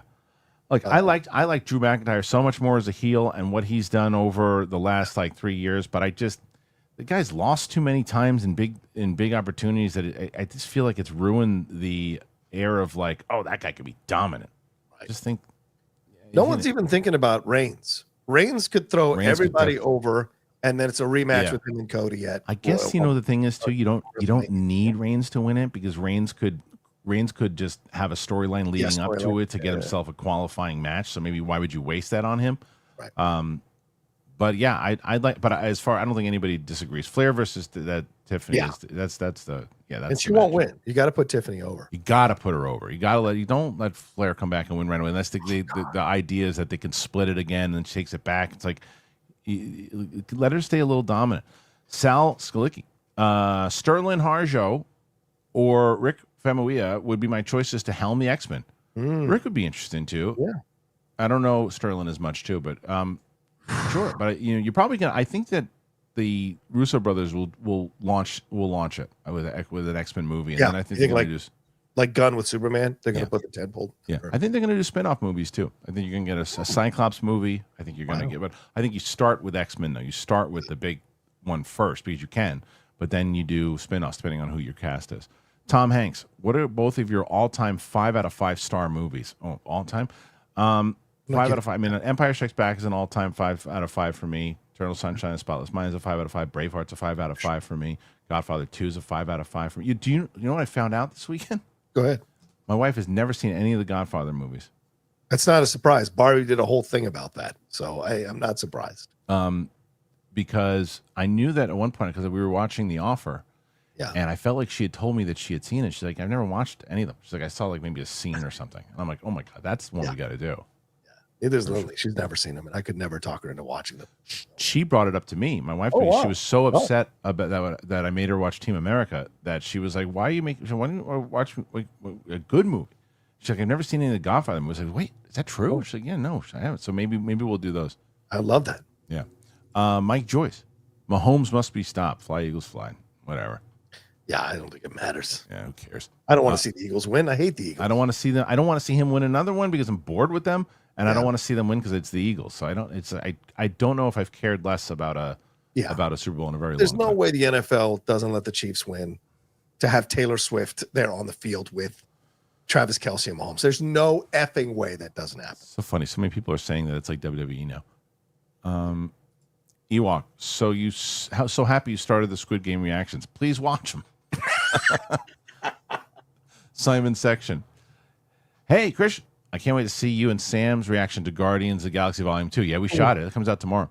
Does Sam know that you interviewed a legend that starred with Mary Poppins in Cliffhanger? You know, it's funny. I have to. I don't think she. You're talking about the Michael Rooker one. I have to find that on Fandango. Do I have that on my playlist? I'm not sure if I do. When you see them together, the background is snowy. You know what's so funny about that? It's hilarious that he brought that up because I just watched Guardians 2. Yeah. And I've seen Cliffhanger 1,000 times. Yeah. Until he wrote that just now, I didn't even put the connection together. That Rooker was in Cliffhanger. You know why? I was so locked into him as Yondu. Yeah. But I did say, oh, that's Stallone. You know, right. You broke the code. And it's like, what? Do you remember at the end of the post-credit scenes? Isn't Michelle Yeoh? She's in like a post-credits. That's the original lineup of Guardians of the Galaxy is the end of the post-credit scene with Michael Rosenbaum as that glass thing and then Miley Cyrus as the voice of that disembodied head. Is Michael Rosenbaum in that too? Yeah, he's the guy that's all crystal or whatever. Oh wow, I missed that too. But like, and were they gonna do anything with those characters? There was a conversation about a spinoff with them as possibly a series, like because Ving Rhames is in it too. Yeah, it was like I completely until I watched that with Sam the other day. I completely forgot that whole big cameo, and I'm like, oh my God, that's like a huge. They were clearly trying to do something with them. Oh, totally, they were going to do that. Yeah, but nothing happened. Matt Thomas, what's up, Matt? Have either of you watched the new animated Spider series yet for review? Curious about your thoughts. I've just finished it myself. No, have you seen it? No, I didn't get it already. Oh, I didn't get it for whatever reason. I know why. I think there's a new contact over there, dude. Is there? And it's again they switch people over again, and it's like so frustrating. It's so frustrating. It's so frustrating. So I gotta take a look into that and find out. It frustrates me more because Matt now is going to feel like, well, I got him. You know, he's going to get all cocky. I don't believe that Matt is sitting in Cleveland. Matt's like, hey, I got him. You know, I'm a big deal. You know? I don't think that was Matt. Ralph, please react to Wolf of Wall Street with him. She's seen it. I asked. Trust me. She's seen it. I don't know if my friend Tina has seen it, but I don't know if she would respond to it. If Sam had never seen Wolf of Wall Street, she'd be the perfect person to watch. Oh it. yeah, She's seen it though. Ewok. Did you hear the news that Danish actor Ulrich Thomsen has been cast to play Sinestro in Lanterns? A solid character actor. I'm glad he won the role. Did you? No, I didn't hear that. Did you hear that, John? Yeah, we talked about it on Geek Buddies over the weekend. He is 2 years older than Kyle Chandler, so they're going with two guys in their I see him. Yeah, 60s, early 60s or late 50s. So it makes sense because Hal and Sinestro would be contemporaries. So you want to cast somebody who is in that age range. So I kind of like it. And what's the role he's going to play in all of this? Because remember, this is a detective type show with a mystery of a death or a murder. And so what's Sinestro's role in all of this? So I'm fascinated by it. And I like Ulrich Thomsen, certainly a strong actor on numerous continents. So I'm looking forward. To that series. Me too. Very much so. Is that this year comes out or next year? Yes, I believe it does. Are you sure? I think it's next year. Is that right? I think so. I think they started filming. I think Lanterns is next year, early next year. Joshua Gonzalez, love the Squid Game. Oh no, you're right. June 20. Yeah, go ahead. Sorry. Okay. Love the Squid Game reaction. Now let's get Kristian to watch French New Wave, Breathless, 400 Blows, Paris Belongs to Us, and Clear from 5 to 7. Trying to get 6 people to watch my channel. Yeah, these fools are trying to kill your channel. I know. What are they talking about? I know. Mad Sinister McCall. Best Snyder, Royals versus 76ers in the Super Bowl. Don Cheadle was snubbed for Best Smile at the Oscars, and Rocha did karaoke at Trump's inauguration. Oh, I wish I did. I wish I did. I mean, I didn't come off better than Carrie Underwood did. I'll tell you that. Oh, poor Carrie Underwood. That's not her fault. Well, it's not her fault, but certainly is a sign. If the music doesn't work and you're not on pitch, maybe you shouldn't have taken the job. I don't know. Oh, man. Simon Section, Part 2. I'm curious in that Civil War reaction to scene where Sam tells Steve that he knows a guy. Why did Sam think it was Black Panther? Is it because he's black eye, black chocolate? Chris Rock joke. Oh, I see. So no, I don't. I'm not sure. Did she? Oh, originally, I think that maybe because she knew that it was coming up. I think that she knew that we were getting close to that movie, so that's why she brought it up. So someone asked earlier, why is this show so early? John asked me today if he was able to do it, and I was. So we did it early. So I will tell you that we are most likely, but it wouldn't happen until February. We most likely will move the show back to 11 a.m. PST, 2 p.m. EST because of personal reasons for myself that I can't move around. So it looks like and if I went any earlier, John's probably the only one that would be able to do it earlier. If we did it at hey John, we do 6 a.m. Like, no, I'm up anyway. If we did it, but everybody else, no chance. All Miguel's in. People need their beauty sleep. That's right.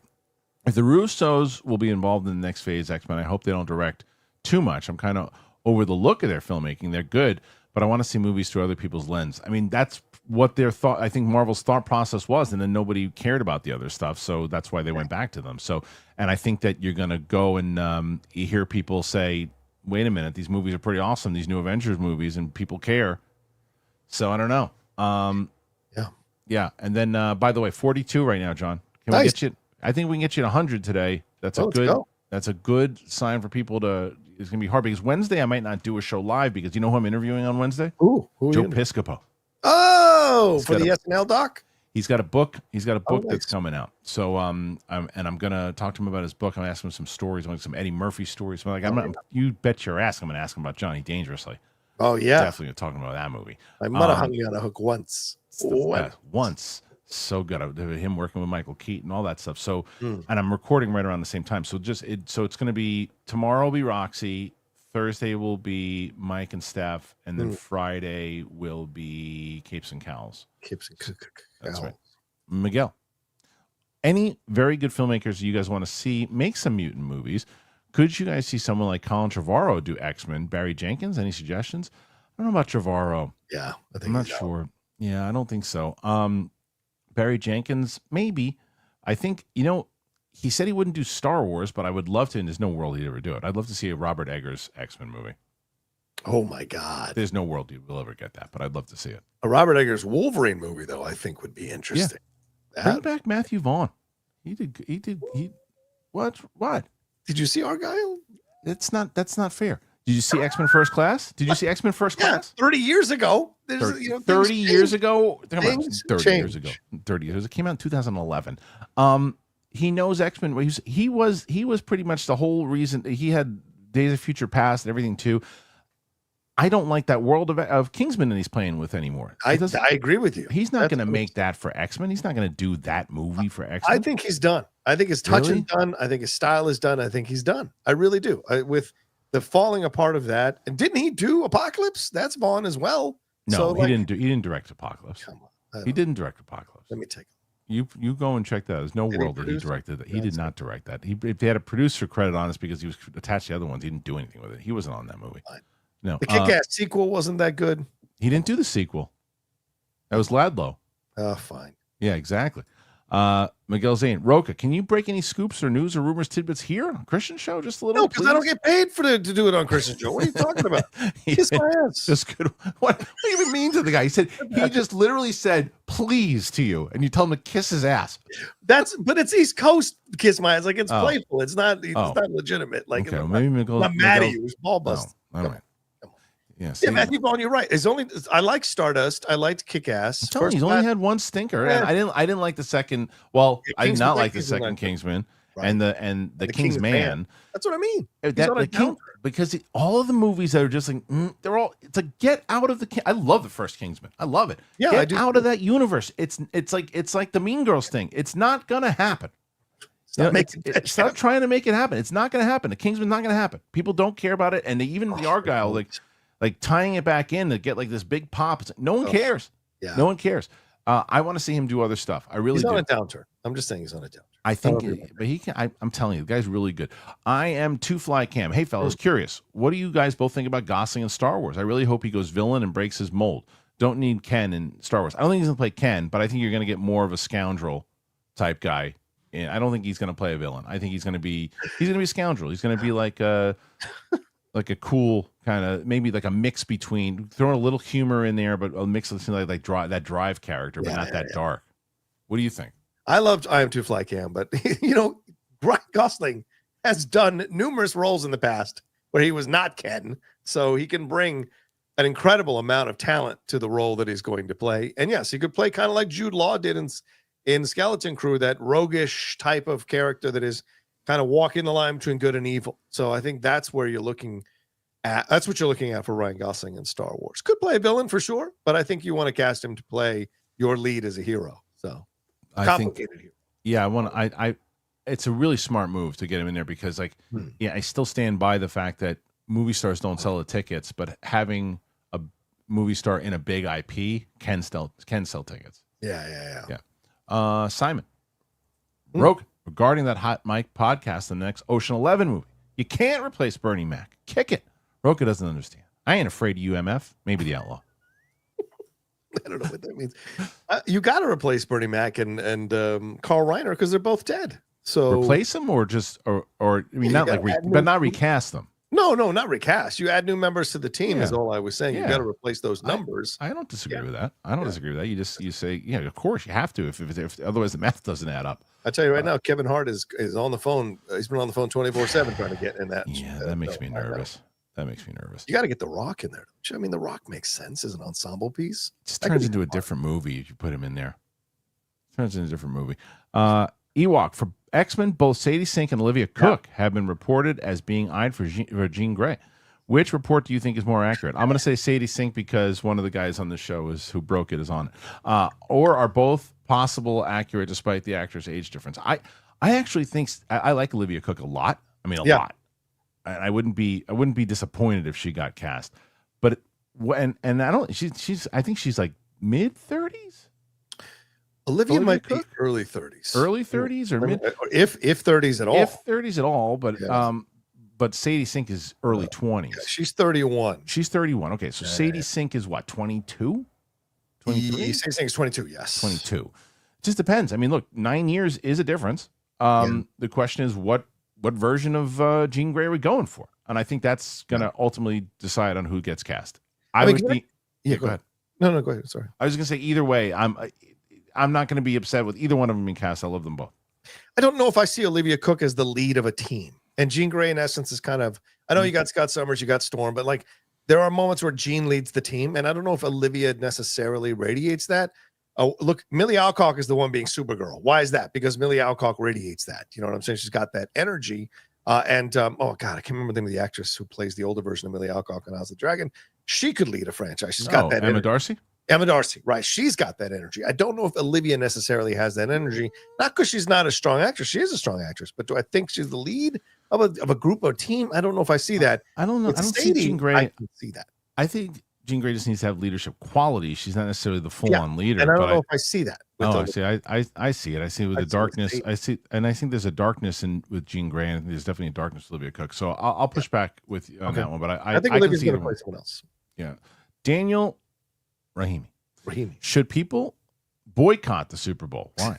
This could be the least watched Super Bowl of all time. It's always Chiefs versus Eagles. Something needs to be done. The government should do something about this. I mean, it's just a matter of people will watch it because it's a Super Bowl, but who cares is the question. The answer is, people in Philadelphia care and people in Kansas City care. Nobody cares. It's like Philly. Philly, if you guys win, stop eating horse crap off the ground, for God's sakes. And the government should do something about it. It's hilarious. That is pretty funny. A lot of people. I saw a lot of people tweeting out saying it was fixed. Oh, yeah. A lot of people. I mean, you can't look at some of those calls and not think it was somewhat fixed. Well, how can I say this? You can't look at some of those calls and not have a question. Do you know? It doesn't mean you believe in conspiracy theories. I don't believe in that stuff. But is it possible? Yes, I think you have to say it's possible. Yeah. All right. So far, John, 44. Not too bad with 40 minutes left. Thank you. You got Jake. Have you guys seen the new Sinners TV spot? No, I try to stay away from TV spots. I'll watch full trailers, but TV spots I try to stay away from. Okay. What did you see it? Yeah, it was on during the game, so I had no choice but to see it. It's clear that at least from the TV spot, it seems like they might not be the vampires as was originally reported, I think, by Deadline or Variety when they were doing the description of the movie. It might be that these people who show up are the vampires and they've got to fight them off the whole night. Right. So it's a fascinating thing. Or the people that show up are werewolves because they talk about picking things clean. And they are vampires, and it's going to be like vampires versus werewolves, that whole movie, which would be super interesting for a Ryan Coogler film. I'm curious to see how that. I'm really pumped for that movie. Yeah. Al Rencho, we need a new Star Wars trilogy, not one-offs. I disagree. I think because of the team that we have right now, they don't make plans. If we had a team in place, a production team that said, okay, hey, here's our layout, and here's the Bible of what we need to do for the next 3 movies. Yeah. And we want it to start here and end here, and let's get a writer's room and put this together. If we had that kind of production, I'm like, yeah, sure, do another trilogy. Sure. You don't have that. You have like, oh, hey, we're gonna do 3 movies. So-and-so, so-and-so, and so-and-so are gonna direct. What are the movies? We'll figure it out. You can't do that anymore. And that's what they did with the new trilogy, and that's what they continue to do with all of their movies. So no, do the one-offs. And maybe if it becomes more successful without announcing a trilogy, you just start to do, oh, hey, that movie did really well. We're going to do a second one. And it did even better than the first one. We're going to do a third now. And you don't announce it. That's what happened with they didn't announce Star Wars in 1977 as a trilogy. No, right. Yeah. It was all built through people going to see the movie and him writing on the fly to create what he created. Exactly. Matt B. I saw A Complete Unknown yesterday, and while it was a good movie, 5 or 6 directors could have made it. Mangold over Denis is baffling. So I said this. I love Complete Unknown. I don't necessarily agree that, there are definitely people other directors that could have made it. I don't know if you would have had the same movie. And you don't know if you would have gotten the same performance out of Chalamet, who maybe worked really great with Mangold because he gets great performances out of people.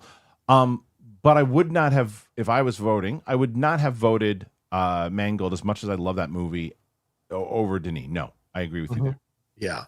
I would have taken Denis over Mangold. I think he did a nice job directing the movie, but there are better directed films from Mangold. Yeah, and I also wouldn't have taken the director of Anora over John M. Chu. I wouldn't have taken the director of Amelia Perez over John M. Chu.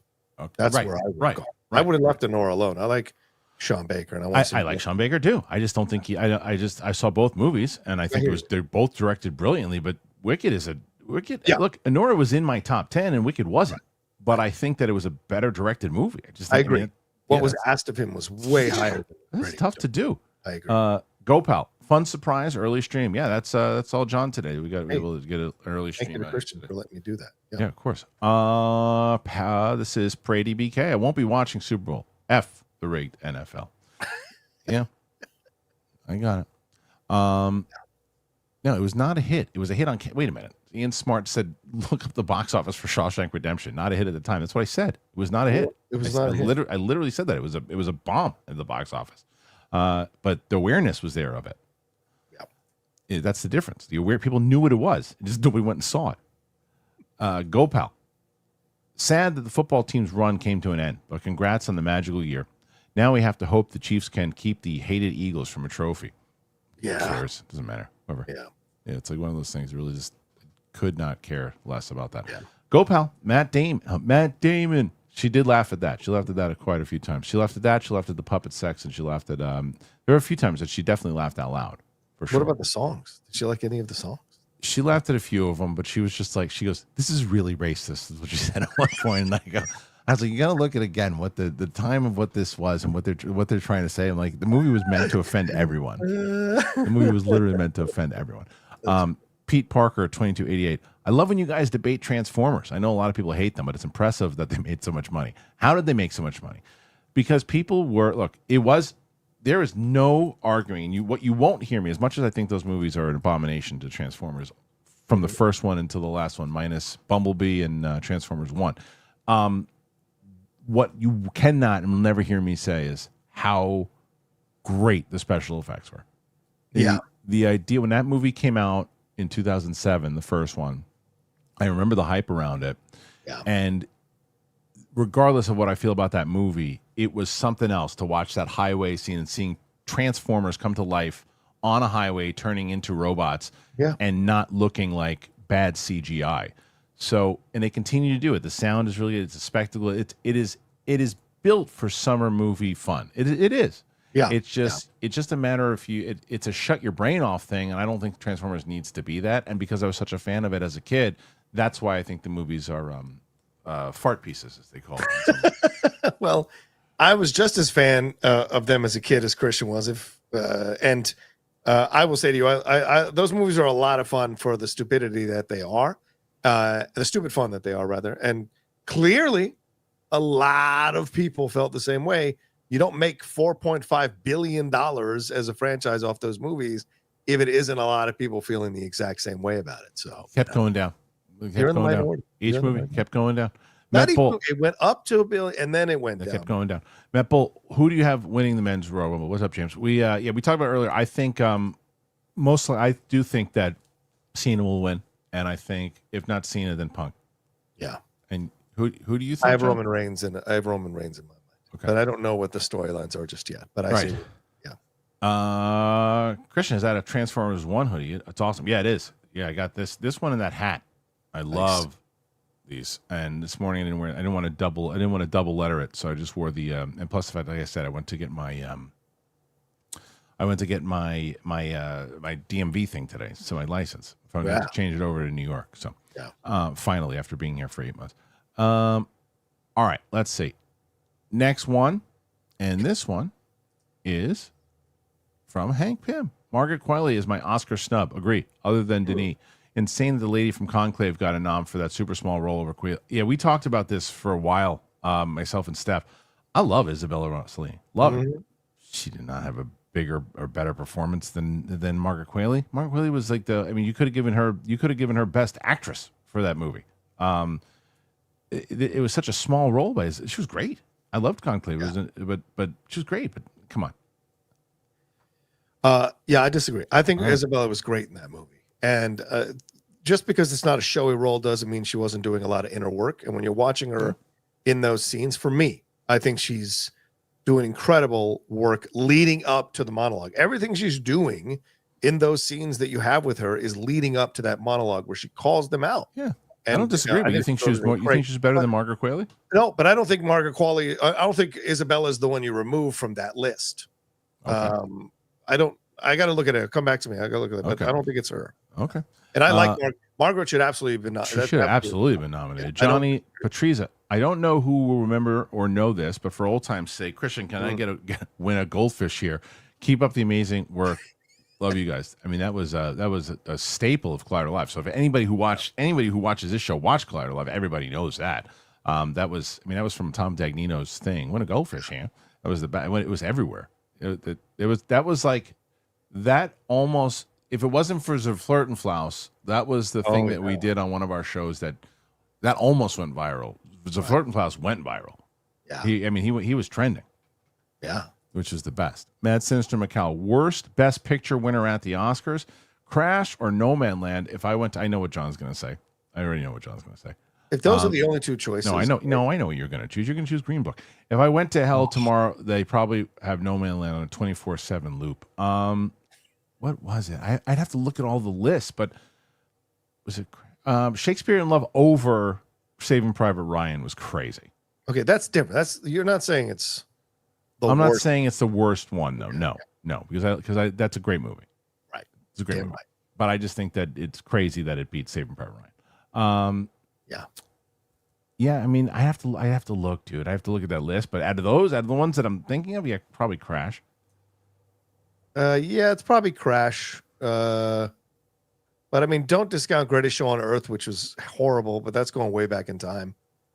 But yeah, I mean, I think Crash is just the number one. And if Emilia Perez wins, then Crash will probably be replaced by Emilia Perez. Okay. Next one here. And this one comes in from Buster Barnes. Hey. I have no issue with Superman flying scene. Sure, the angle is comparable to Black Adam or Warlock, but I think it looks better. That's just me, though. Apparently, James Gunn talked about it. Oh. And said something along the lines about, I don't know, what did he say? I guess from the way the wide angle lens or whatever it was, that it doesn't look like that in the theater. I don't know. But I think he said, kiss my ass. Exactly. Wait till the movie comes out. Exactly. You overreactionary a-holes. Yep. All right. Next one. Here we go. Yep. Tough loss, John. But this is from Joe for show. But Jaden's going to wreak havoc in the decision, but at least your team has a chance next year and isn't hiring Schottenheimer. I don't know. I know everybody came out, and he's talking about Dallas. Yeah. I know everybody came out on this one and was bassing Schottenheimer, but Schottenheimer comes from good lineage. His dad was a former coach as well of the Commanders. This is a good possibility for him. He works well with Dak. He works well with the offense. I think it's not going to be as negative of a hire as people think. And yes, he's got to play to Jerry. That's the game. But give the guy a shot. Let's see what he can do. Can't do no worse than this year, in my opinion. So if everybody stays healthy, so don't discount it. Don't discount it. Johnny's coming back in. Johnny Petrusa. Hey. Rocha, Liverpool with 53 points. Arsenal with 47. How are you feeling? I'm hoping we close the gap in the new couple games. Best of luck to you, though. Hold on, let me reread that and how I heard it.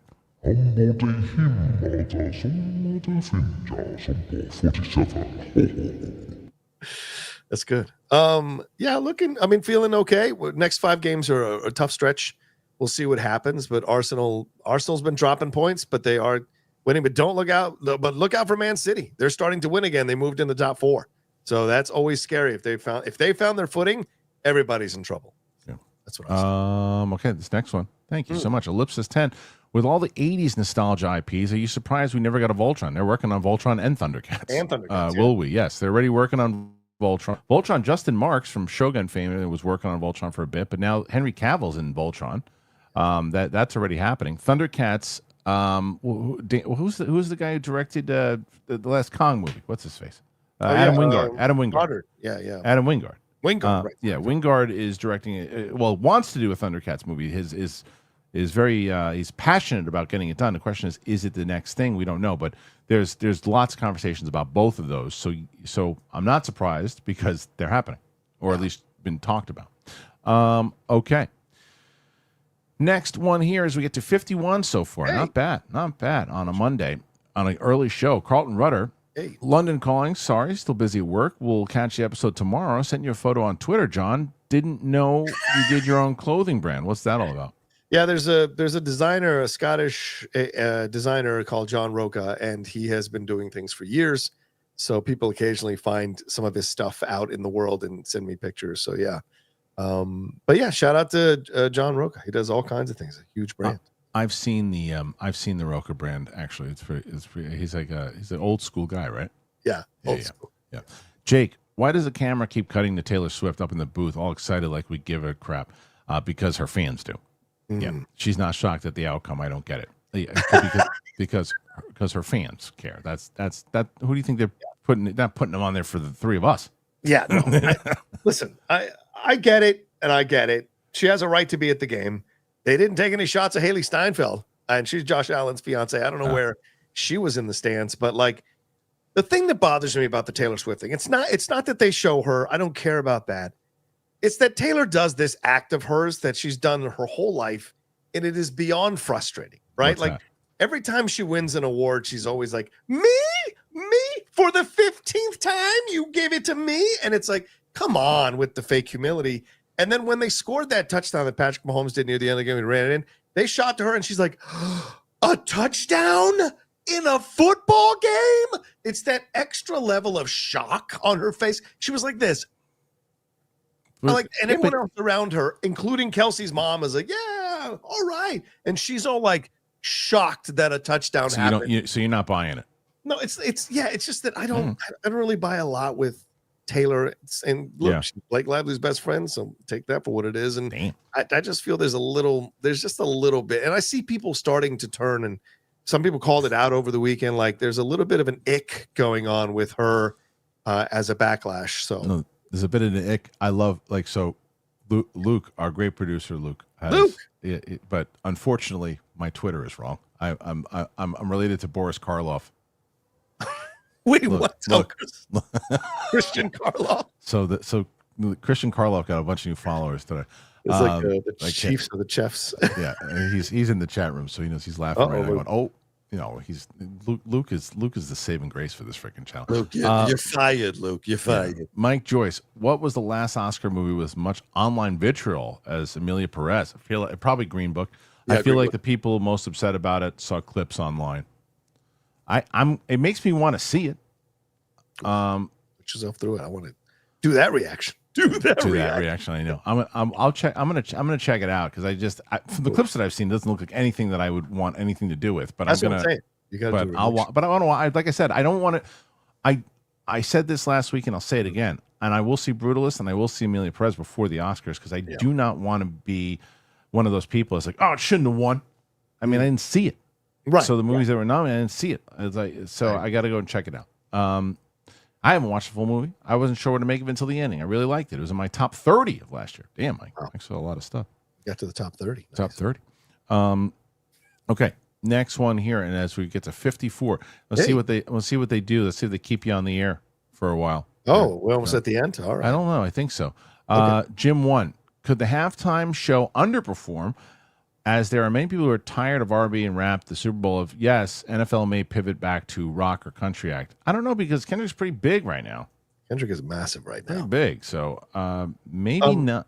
And we just had an inauguration with Nelly, Snoop Dogg, Rick Ross, and other rap people at it. So what are you talking about that people are sick and tired of R&B and rap? They're not. Yeah, I don't think so. I don't think that'll have anything to do. Here's my thing, and I've said this on Game Time. I think Drake is going to show up at the Super Bowl. You think so?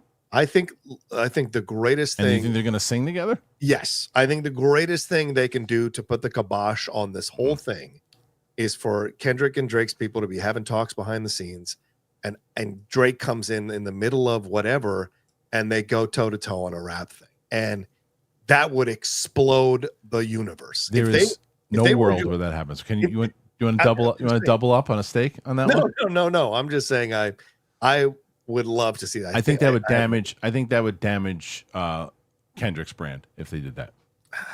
I think it would. I don't know much, but I don't know. Damage Kendrick's brand. Stephanie Litz, Timothy Chalamet singing Dylan songs on SNL was cool. It was cool. And I saw. We just watched a little bit of it last night. We watched up into the first performance because then we all went to bed and watched it with my daughter and my wife. And I liked that he wasn't trying to do a Dylan impression or even acting as Dylan. He was just singing Dylan songs, but in his way. And I think he was on Josh Harwood's show, and he talked about how they sent him like unreleased Dylan songs. I wonder if that was the unreleased. Was that what it was? Those were those were the unreleased songs. Is what he's saying. Yep. And he probably obviously got permission from Dylan to do that. From the movie. So, I did see a very funny thing though on Twitter where someone said This is Bob Dylan watching Timothy Chalamet right now, and it was Demi Moore watching Margaret Qualley from Substance. So it was pretty funny. But I think Timothy Chalamet is a next level superstar. I really do. that was one of the worst episodes he's done. Like, it was not that funny, and I love that stupid. I didn't see the whole thing. Like I said, I've only seen the first half, but I love that stupid aerobics. Oh yeah. That was hilarious. Yeah. But I haven't seen all the rest of it though. Did he do the rapper guy again? Yes. Oh, he did it and did not play as much. Didn't quite hit the right mark. Did Pete Davidson come back? Yes. Oh, he did. So okay. yeah. Okay, so I do need to see that again because they work very well together. But I don't know. Chips Baywick. What's up, fellas? Any rumors, news on movies about the attack on the Capitol and what are your dream choices? No, but I wonder if I'm sure they're going to do that eventually, right? Cast, director. I mean, they're not going to do it within the next 4 years. No one's gonna. Yeah, I mean, you would risk the ire of Trump and his people. There's no way they'll do it once he's no longer with us. Yeah. That's when they're going to do that. It'll probably happen like 20, 30 years. Yeah, because we saw He'll Attack. Yeah. Armada. J-Lo and Kiss of the Spider-Woman remake. Is that happening? It's got screened at Sundance, I think. Is that what's going on right now, Sundance? Yeah, it got screened at Sundance. So you're going to be first in line for that, John? No, hell no. I love this. This is amazing, this world of ours. J-Lo was dead and buried months ago. The divorce with Affleck, nobody went to see her shows, those videos. She canceled her show because no one was buying tickets to her tour. Then Unstoppable comes out on Prime Video and people are talking about how great she is. And now this movie's coming out and people talk about how great she is. And I actually saw someone ask her something about like how she's an icon for young gay kids. And it's like, did we all forget that she's not singing her music? She's not that great of a choreographer and she's a hit or miss actress. So clearly, people's minds or people's memories are very short. I just said before, people forget very fast. Yeah, the DUI champ. Morning, guys. Just woke up. I'll listen to the show at work later. All we can ask. Brother Rocha, did you watch the Section 31 disaster? Thoughts? I've heard nothing but negative things. What is that? It's the new Star Trek movie with Michelle Yeoh. No. And I have heard so many terrible reviews from Star Trek friends of mine that I'm just dreading that I'm going to watch it, but I will have to watch it sometime this week. But yeah, I'm not looking forward to it. It's a shame. Prady BK, have you guys tried DeepSeek? What is that? As an engineer working in machine learning, it blew me away. China's technology superiority ain't no joke. American AI market crash incoming, folks. I know. What is DeepSeek? What is that? Is that a documentary? I don't know. It's probably it makes me nervous. The stuff that they have though is pretty nuts. Yeah. It's pretty nuts. So like if you look at some of those robots and other things that they have. Oh, please. Yeah. We're done, man. We're done. I'm telling you. Jake, Mel Gibson talking about flight risk on Joe Rogan. The movie is quick. We're not subjecting you to the 4 hours of watching autism dry. All right, Mel. That's what he said. Mel's I want to see. I do want to see the movie. I'm curious to see how it is. Hey, I'm taking over the plane. Okay, guys. He's got a receding hairline, right? I got a receding hair. My hair's missing. Where's my hair? John, I don't really like the way you're talking about this movie. I don't appreciate it. Just because I let Mel Gibson's girlfriend direct me in a movie. Come on. It's not. I'm not. I don't really like what you're doing here. Come on. Jamal Bernard Pulliam. Would you be interested in seeing a real sequel to The Mask with Jim Carrey? I'd be curious. I'd be curious because I mean, obviously, Cameron Diaz was all excited when she heard that Jim Carrey said that he would do it. But the question is, like, you can't do it the same way you did in '94 because it's for so many different reasons. You don't have young Jim Carrey to do the same kind of stuff that he did back then. It's not the same kind of, as John was talking about before, the sensibility, the way people watch movies and in comedies. It'd be risky to put it in the theater, and I don't think Jim Carrey does streaming movies. Yeah. It'd be almost like what they did with Happy Gilmore. When is that movie coming out? They still haven't talked about that. There's not even a trailer. There was just like there was a little trailer teaser. Yeah, it was like a what's going on with that? I thought it was coming out in January. Yeah, who knows? Excited about that one. But you think they could do Mask 2? I think, but it would have to be I think it has to be a really interesting comedic director. Yeah. Because Carrey is not what he was before in terms of like the mindset, but he's done great stuff with the Sonic stuff, right? So you're like, okay, Jim still got the instincts, but what's the story you're going to tell here? And that apparently that Cameron Diaz, Jamie Foxx film was horrible. So like you got to make it Sadie started watching it. back. Yeah, Sadie started watching it. It was just like, this is dreadful. Yeah. She's like, it was like a kid's movie. Yeah. Philip H. Dad? What do y'all think about Moonlight actor Trevante Rhodes being cast as Black Panther? I think he would be great because of his range and look. I trust Ryan Coogler. Ryan Coogler thinks he can do it. Yeah. Then it's to me that's where I put all my trust in Ryan Coogler. I mean, you talk about a guy that has done no wrong. What movies has he done that haven't been good? I mean, you can't say, well, Black Panther 2. I didn't love Black Panther 2, but I don't fault him for that. The guy had to spin around a whole different movie because his lead actor passed away. Yeah. And you see what he did. He put together a movie that got Angela Bassett you talk about snubs. She should have won. So Ryan Coogler has done no wrong in my book. Yeah, whoever he casts for the new Black Panther, I'm 100% on board with. Whoever it is. Yeah. So, yeah. All right, let's see. Got a couple left. We're at 62 now. 62, not bad. So Motor Punk is getting eliminated by Rollins to set up their second match at Elimination Chamber, best of 3 at Mania. My thoughts anyway. I like that.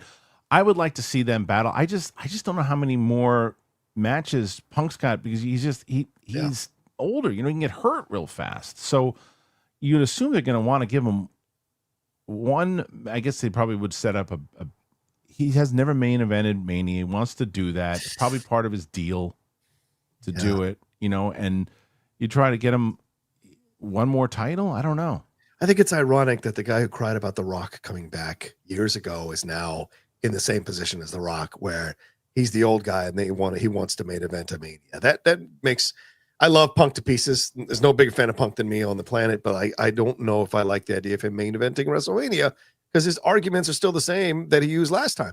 The new people are the people he should be highlighting. Yeah. Cody, with the women, fucking Gunther, there's a lot. Sure, but at WrestleMania, you also want to highlight your big stars, and you can't say the people were complaining about him when he came in, like, oh, look how slow he looks, doesn't look good, and yet he put on that match with Drew McIntyre and he put on that match with Seth. Because the guy still got it. So you give him and eventually those athletes they go out, and the wrestlers, you can have a great match today and then your body doesn't do it tomorrow. So they got to capitalize on that. Like you just talking about Cena. Like Cena looks like he's 80 years old when he wrestles now. Cena's tough to watch now. Yeah, it's hard, and his body just did it for so long. Oh, because all those muscles at that age, you can't do it like you used to. You just can't. Yeah. Tom Hanks Friday show wins because they can just beat whatever record was set for the week. Yeah. I mean, they didn't win on Friday, so you're wrong. One time. No, one time. They've not. No, Steph has won a handful of times. You've won a handful of times. Also, Comics Talk and more people able to watch on Friday. Now that one, Comics Talks and more people able to watch on Friday. Look, that's where they landed, right? Yeah. But Mike came in thinking he was going to win because Mike was on 2 shows last week and he didn't win. Wow. Yeah. All right. He was on Tuesday and Friday and he lost both. Wow. Luis Sora Ramirez. What's up, Luis?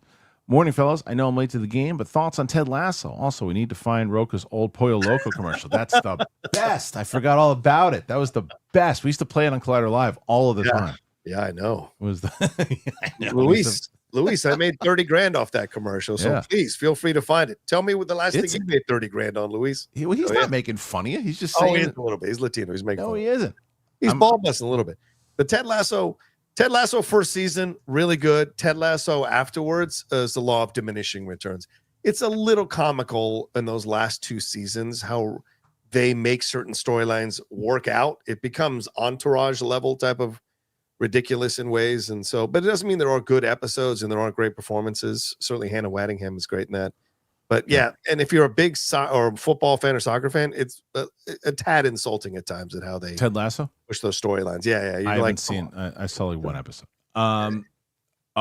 Look, okay. So there's somebody who joins this show super chats on every it's every show except this show.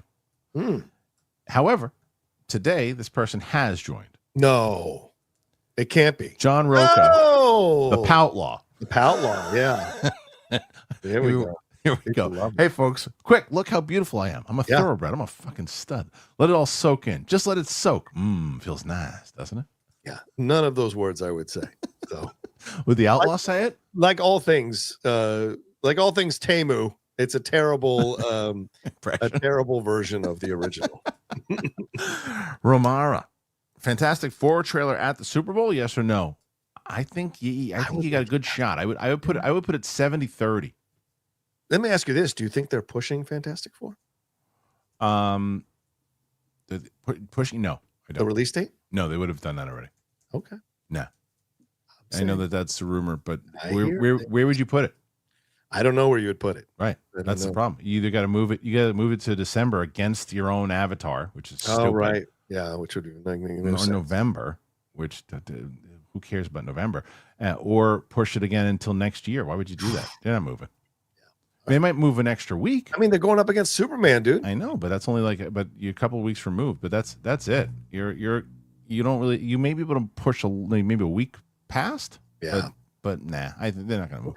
Joe for show. All right, I'll give Shotty a chance only because you said craps the cot. Quinn will be cursed with the poops like Ted Lasso leaving the pitch. All of that again. That's what I heard. Fair point. Fair point. All right, Richard Ogatora. Hey, Kristian. Hey, Roke. Hope you guys have a great week. What new trailers do you think we're going to see during the Super Bowl? Well, I do think you got a good shot. I mean, the ones that you're going to see a full trailer of Sinners, I think, for sure. I think you'll see a full trailer of Thunderbolts. Let's see. Superman, we got that dog show one right afterwards. Oh, yeah. Jurassic World, maybe. The new Jurassic World. Yeah. And maybe Fantastic Four. Those are the ones that I think for sure. Yeah, I think those are the ones. Yeah. 100%. This is a tough question for me, but I'm not going to argue. I know my answer, but I'm not going to argue John's answer because I know what he's going to pick. Judy's not even in the conversation. No, it's between Prince and Dylan. And Stephanie Litz, who says best Minnesota artist, Prince, Dylan, or Judy Garland. For me, it's Bob Dylan. Bob Dylan is to me more of a poet because you said artist. You didn't say musician. You said artist. So I would say as an artist, Dylan. John's going to say Prince. It's tough. I know. I'm not going to argue. I'm not going to. It's not going to be like you're crazy argument. It's like I think you have to say Dylan, and I'll say this because Prince reinvented himself at the beginning because it was Prince and the Revolution. Then it was Prince and the New Generation. But every iteration of Prince got worse. Whereas every iteration of Dylan, when he went religious, when he got out of religion, when he went this other direction, the rebirth of him since the early 2000s. Like Dylan has been able to reinvent himself with incredible music every single time, great lyrics every single time. So you have to say overall, it has to be Dylan, but most enjoyable maybe is Prince, but more fun. Fun. Yes. Yeah. But you have to say, you have to. Even Prince, I think, would say Dylan. Yeah. Richard Okatora. Also, did you guys see that clip from James Gunn's Superman? Superman flying? That's kind of cool. Yeah. I mean, it's funny because like Richard, more positive energy. More positivity. Yeah, what I did see was Mike, of course, went after the guy by insulting the person. But the guy goes, why is it Zack Snyder's the only person who has Superman flying like this? And meanwhile, there's like 8 different versions of Superman flying like that. Yeah.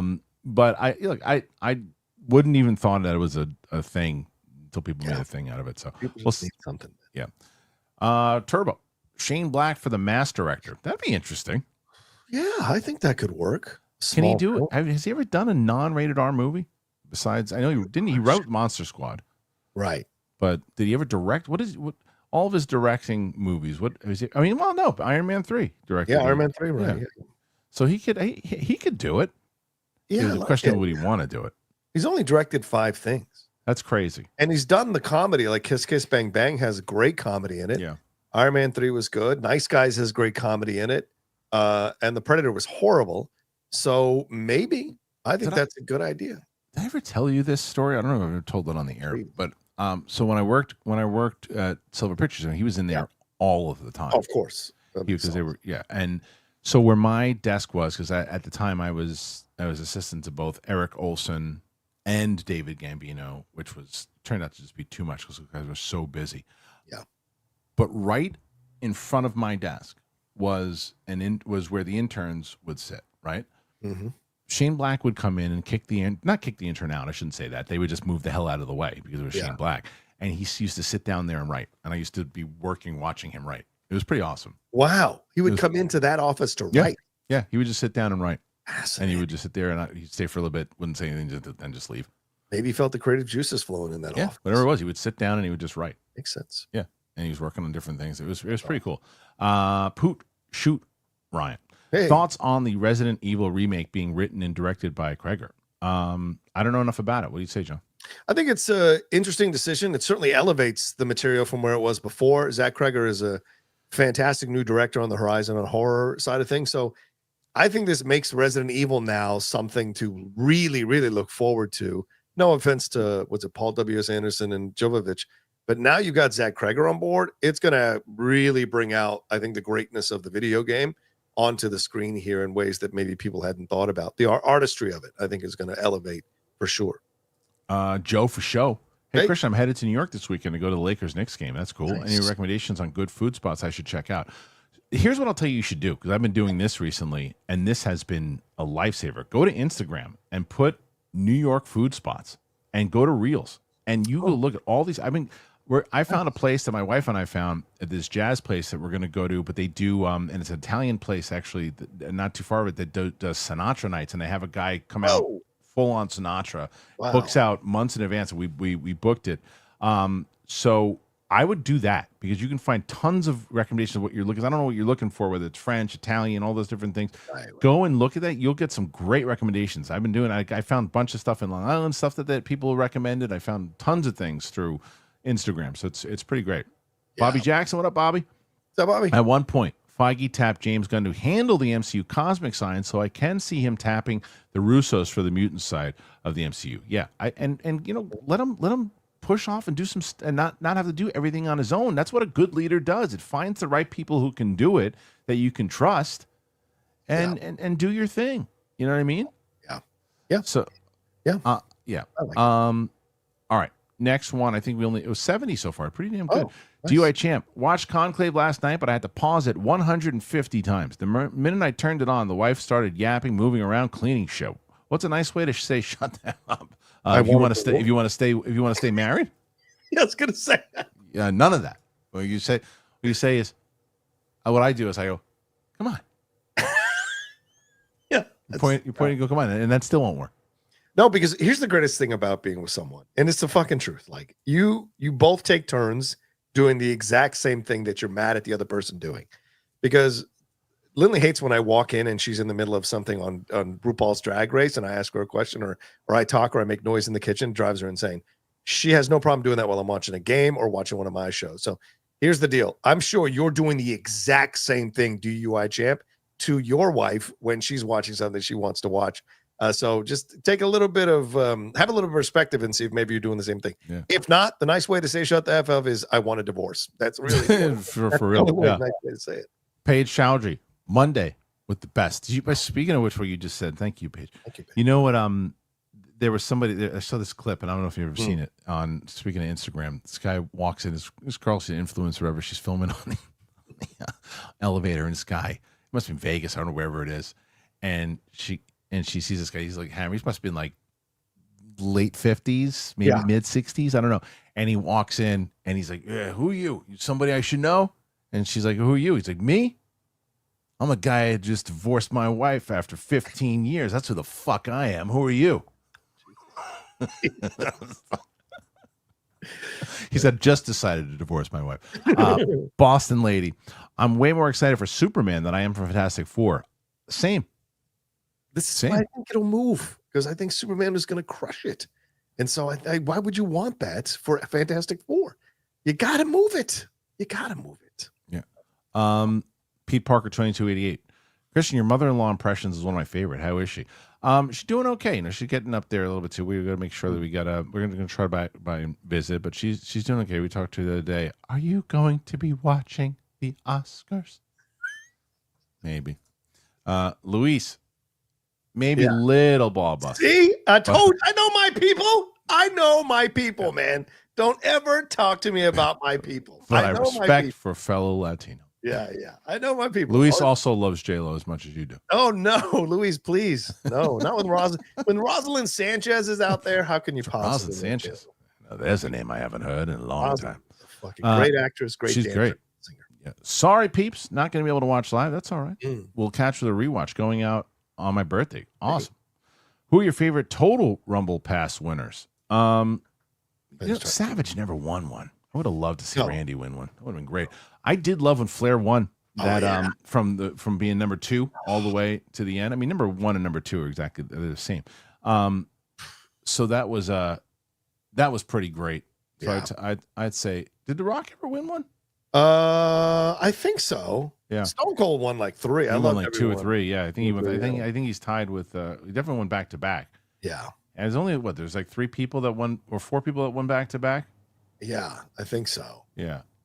I mean, I had a whole monologue prepared for winning the free for all that mirrored Flair's, but I never won. That was not an easy thing to do. Win that free for all. The free for all was very, very hard to do. Is that this weekend? Free for all? It's Saturday. I mean, free for all. Rumble. It will. Yeah, Saturday is the pay per view this weekend. Got it. Okay, Motorola coming back in here. 71. Hey. Bliss, Alistair, Nikki Bella, Joe Hendry, Elja, Isla. Isla. Obafemi, Becky Lynch, Cardona, Ziggler are my surprise guesses for the Rumble. You think Becky Lynch will show up for the Rumble? I don't know. Maybe she's hinted at coming back.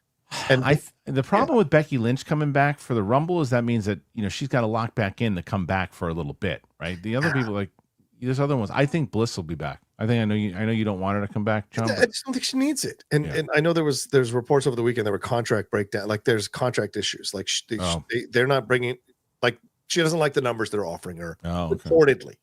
And I think she doesn't need it, man. Move on. Go be an actress. Go be a host. Like you're a beautiful young blonde woman in the world. I don't understand why you want to come back and subject your body to this kind of treatment. You don't need to. I mean, look, it's the love, right? Yeah, maybe she loves it. I don't know. So Nikki for sure, because she's on the current season of Traitors. So she's trying to get some. I see. And she was also in the crowd for the first Raw and everything. Too. Right. It makes sense. All right. So last one for now, John. I mean, look, like I said, they keep you on. People, if you want to keep the show going, they keep you on sometimes. But who knows? Poot Shoot Riot. Rocha, do you have a voice changer? Do I? I don't know. You must check. You gotta check. I think that I do. You do. You got that robot. Oh, go all the way up to the first. Go to the top one. Yeah. The top right. See it? Keep push all of them because you got something else. You mean this one? No. I'm talking about that one. No, I don't do. Dueling Chipmunks. I don't do that guy. NLS FC. Hey, Kristian, I saw your Squid Game reaction. I love that. Get ready for a crazy ride. Oh yeah. Let me rub these balls on your face. Oh, come on. Oh, dueling. You want to duel? I'll duel with you. Look at Isaac Gonzalez. Wait a minute. I know who. It's amazing. I don't gotta wonder that. Oh! We gotta make one for you, Outlaw. And one with a hat. Come on. And I can let it be part of the show. I got no problem with that. Oh yeah, you getting all sinister and shit with your voice. I don't wonder that she's a woman. Hello. Oh, you getting a little controversial with your little ass. You can do that when you got the voice. That's the whole point. Oh, I'm dead. I didn't say that. Yeah, it's a little addicting. All right. I'll stop. Yes, go ahead. All right, let's see. That is hey Kristian, saw your Squid Game reaction. Loved it. Get ready for a crazy ride. Yeah, I'm looking forward to it. I loved it. I'm gonna, like I said, I'm gonna do. I think that I'll probably, as I think about it, I'll probably do season 1. And if they eat shit, they eat shit. But I'm gonna do it. Another strategy could be that you shoot all of them, just you, right? Yeah. And the big episodes, you just release the big episode reactions. Yeah, if I have them done, I'm gonna want them doing. I'm just gonna put. Because like what I'm gonna do for Sam is that we're gonna do, like, here's an example. There's some shows like an episode of like WandaVision or an episode of, I'm not doing the way that I would do it week to week normally. Like Daredevil, a new season, I'll be doing that week. Oh, totally. Well, I guess not week to week. Oh yeah, week to week, because it's Disney Plus. I'll be doing that. But I think what we're gonna do for like Loki, we're just gonna do it as it's like one big movie, so it'll be like a 3-hour video. Yeah. Okay, so next one here is Artem. Yeah, the people they don't want you to go yet, John. They don't want you to go. Better rivalry: Rocha versus haters or Mike versus the internet? I think Mike versus the internet is better. I mean, you might, but he gets kicked off of Twitter all the time. That's what I mean. It. Yeah, so I don't probably. lose. I don't lose. Mike occasionally loses, so it's fun. Yeah. Luis coming back in. Hey, nah. J-Lo fell off after Selena. Wow. We can find same page. Latino. For Rocha. Yeah. Joe for show. Last one for now. Mm. Which one? Ready Player 2 or Alita Battle Angel 2? What will come out? You got a better shot at Ready Player 2 coming out because I don't think I don't think they would do it. I liked both of those movies. Yeah, I did too. Yeah. I think I like Ready Player more than Alita, but I could totally see the sequel. I mean, there was rumors about Alita Battle Angel 2 for a long time, but they haven't been able to kind of line that up. I think you'd probably see more of a reboot than a sequel for Alita. Okay. And Ready Player 2 does have, I think it does have a novel sequel, so you've got at least source material if you wanted to do one. Yeah. This is the last one. All right, fine. For now. Hey! Karen Boulder Milhelden for Holocaust Remembrance Day, and I loved The Brutalist. Thank you, Karen, for putting that there Thank too. you. Yeah, I got it. I'm definitely gonna check it out. I'm definitely gonna check it out. Yeah, we will do some discussion between the episodes for sure. Someone said for the WandaVision and Loki, got to do a couple discussions afterwards. Yeah, I think it'll be like a quick little thing, like, hey, your thoughts on that as we go into episode 2, and then do it. Just kidding. Oh, that's great. Perfect. Haskell 420. Big balls versus big cojones. Yeah, he's got to be big cojones. Yeah, big. All right, so now Joe will probably make a big cojones one. He's got to have that big outlaw hat on. Oh, grande. Or grande balls. I think big cojones is better. Yeah. Okay. Yeah, big cojones is even better. Still in my spotlight. All right, so big balls versus grand cojones. That'll be a good one. All right. Oh, someone says huevos gigantes is a good one too. Huevos gigantes. It's fun. Told you, it's fun. All right, John, where are we going here? What are we doing? Where can they find you? You can always find me at The Rocha Says on Twitter, Instagram, TikTok, and Blue Sky. But please, the channel is the thing. Head on over to the channel. You know, thousands of you watch this show here. I would love for thousands of you head on over and subscribe to the Outlaw Nation channel. It isn't just me. It's the great folks there on the hot mic with me and Jeff Snyder, the Jedi with the great Laura Kelly and Kevin Smets. You guys love Kevin Smets. And the Geek Buddies with Michael Bogle and Shannon McClung talking about everything going on in the industry and the world. And doing more and more of my solo live shows. You guys come aboard, have some back and forths and what have you. So please come and subscribe to the channel. Enjoy the content there. And there's more coming in 2025 for sure. Thanks for having me on, Chris. Thanks for adjusting the time. Much love to you. Much love to everyone. Same. I'll see you. Enjoy your Monday. Thank you guys for being here today on the show. Thank you to Rocha. 78 we hit here today with John. So pretty damn good. As we start tomorrow, Roxy will be on the show. So that's going to be great. And Apple Podcasts, Spotify, anywhere podcasts are found. If you're enjoying the Marvel Cinematic Universe rewatches for me, first time watching for Sam, then we have been posting them on Tuesdays and Fridays. Saturday, you got a special one of Doctor Strange because we shot enough of them. We might do the same thing this week. Sam is coming in today. We are going to be releasing Guardians 2 tomorrow. We've already shot that one. We're shooting Spider-Man today, so that will be out on Friday. We're potentially shooting Thor tomorrow, and if that's the case, that'll come out on Saturday because it looks like we're going to shoot Black Panther on Wednesday. So you should have another one of those long weeks of the MCU stuff. Now, you're always going to get them on Tuesdays and Fridays. Just some special days you might get them on Saturdays. As far as Squid Game, I'm trying to put them out as much as I can, and I'll shoot them and then I'll put them out there. If people care, then that's it. So we'll see. Everyone, thank you. I appreciate it. Thanks to Rocha. Thanks to all you guys for being here. Oh, there's one more here. Mike Choice. Rocha should talk to Snyder as Big Cojones. Yeah, I don't think Snyder would understand it. I mean, if you brought him into it enough, you kind of told him about it, he would. We'll see. Anyway, thanks for being here, everybody. Really appreciate it. Bye-bye.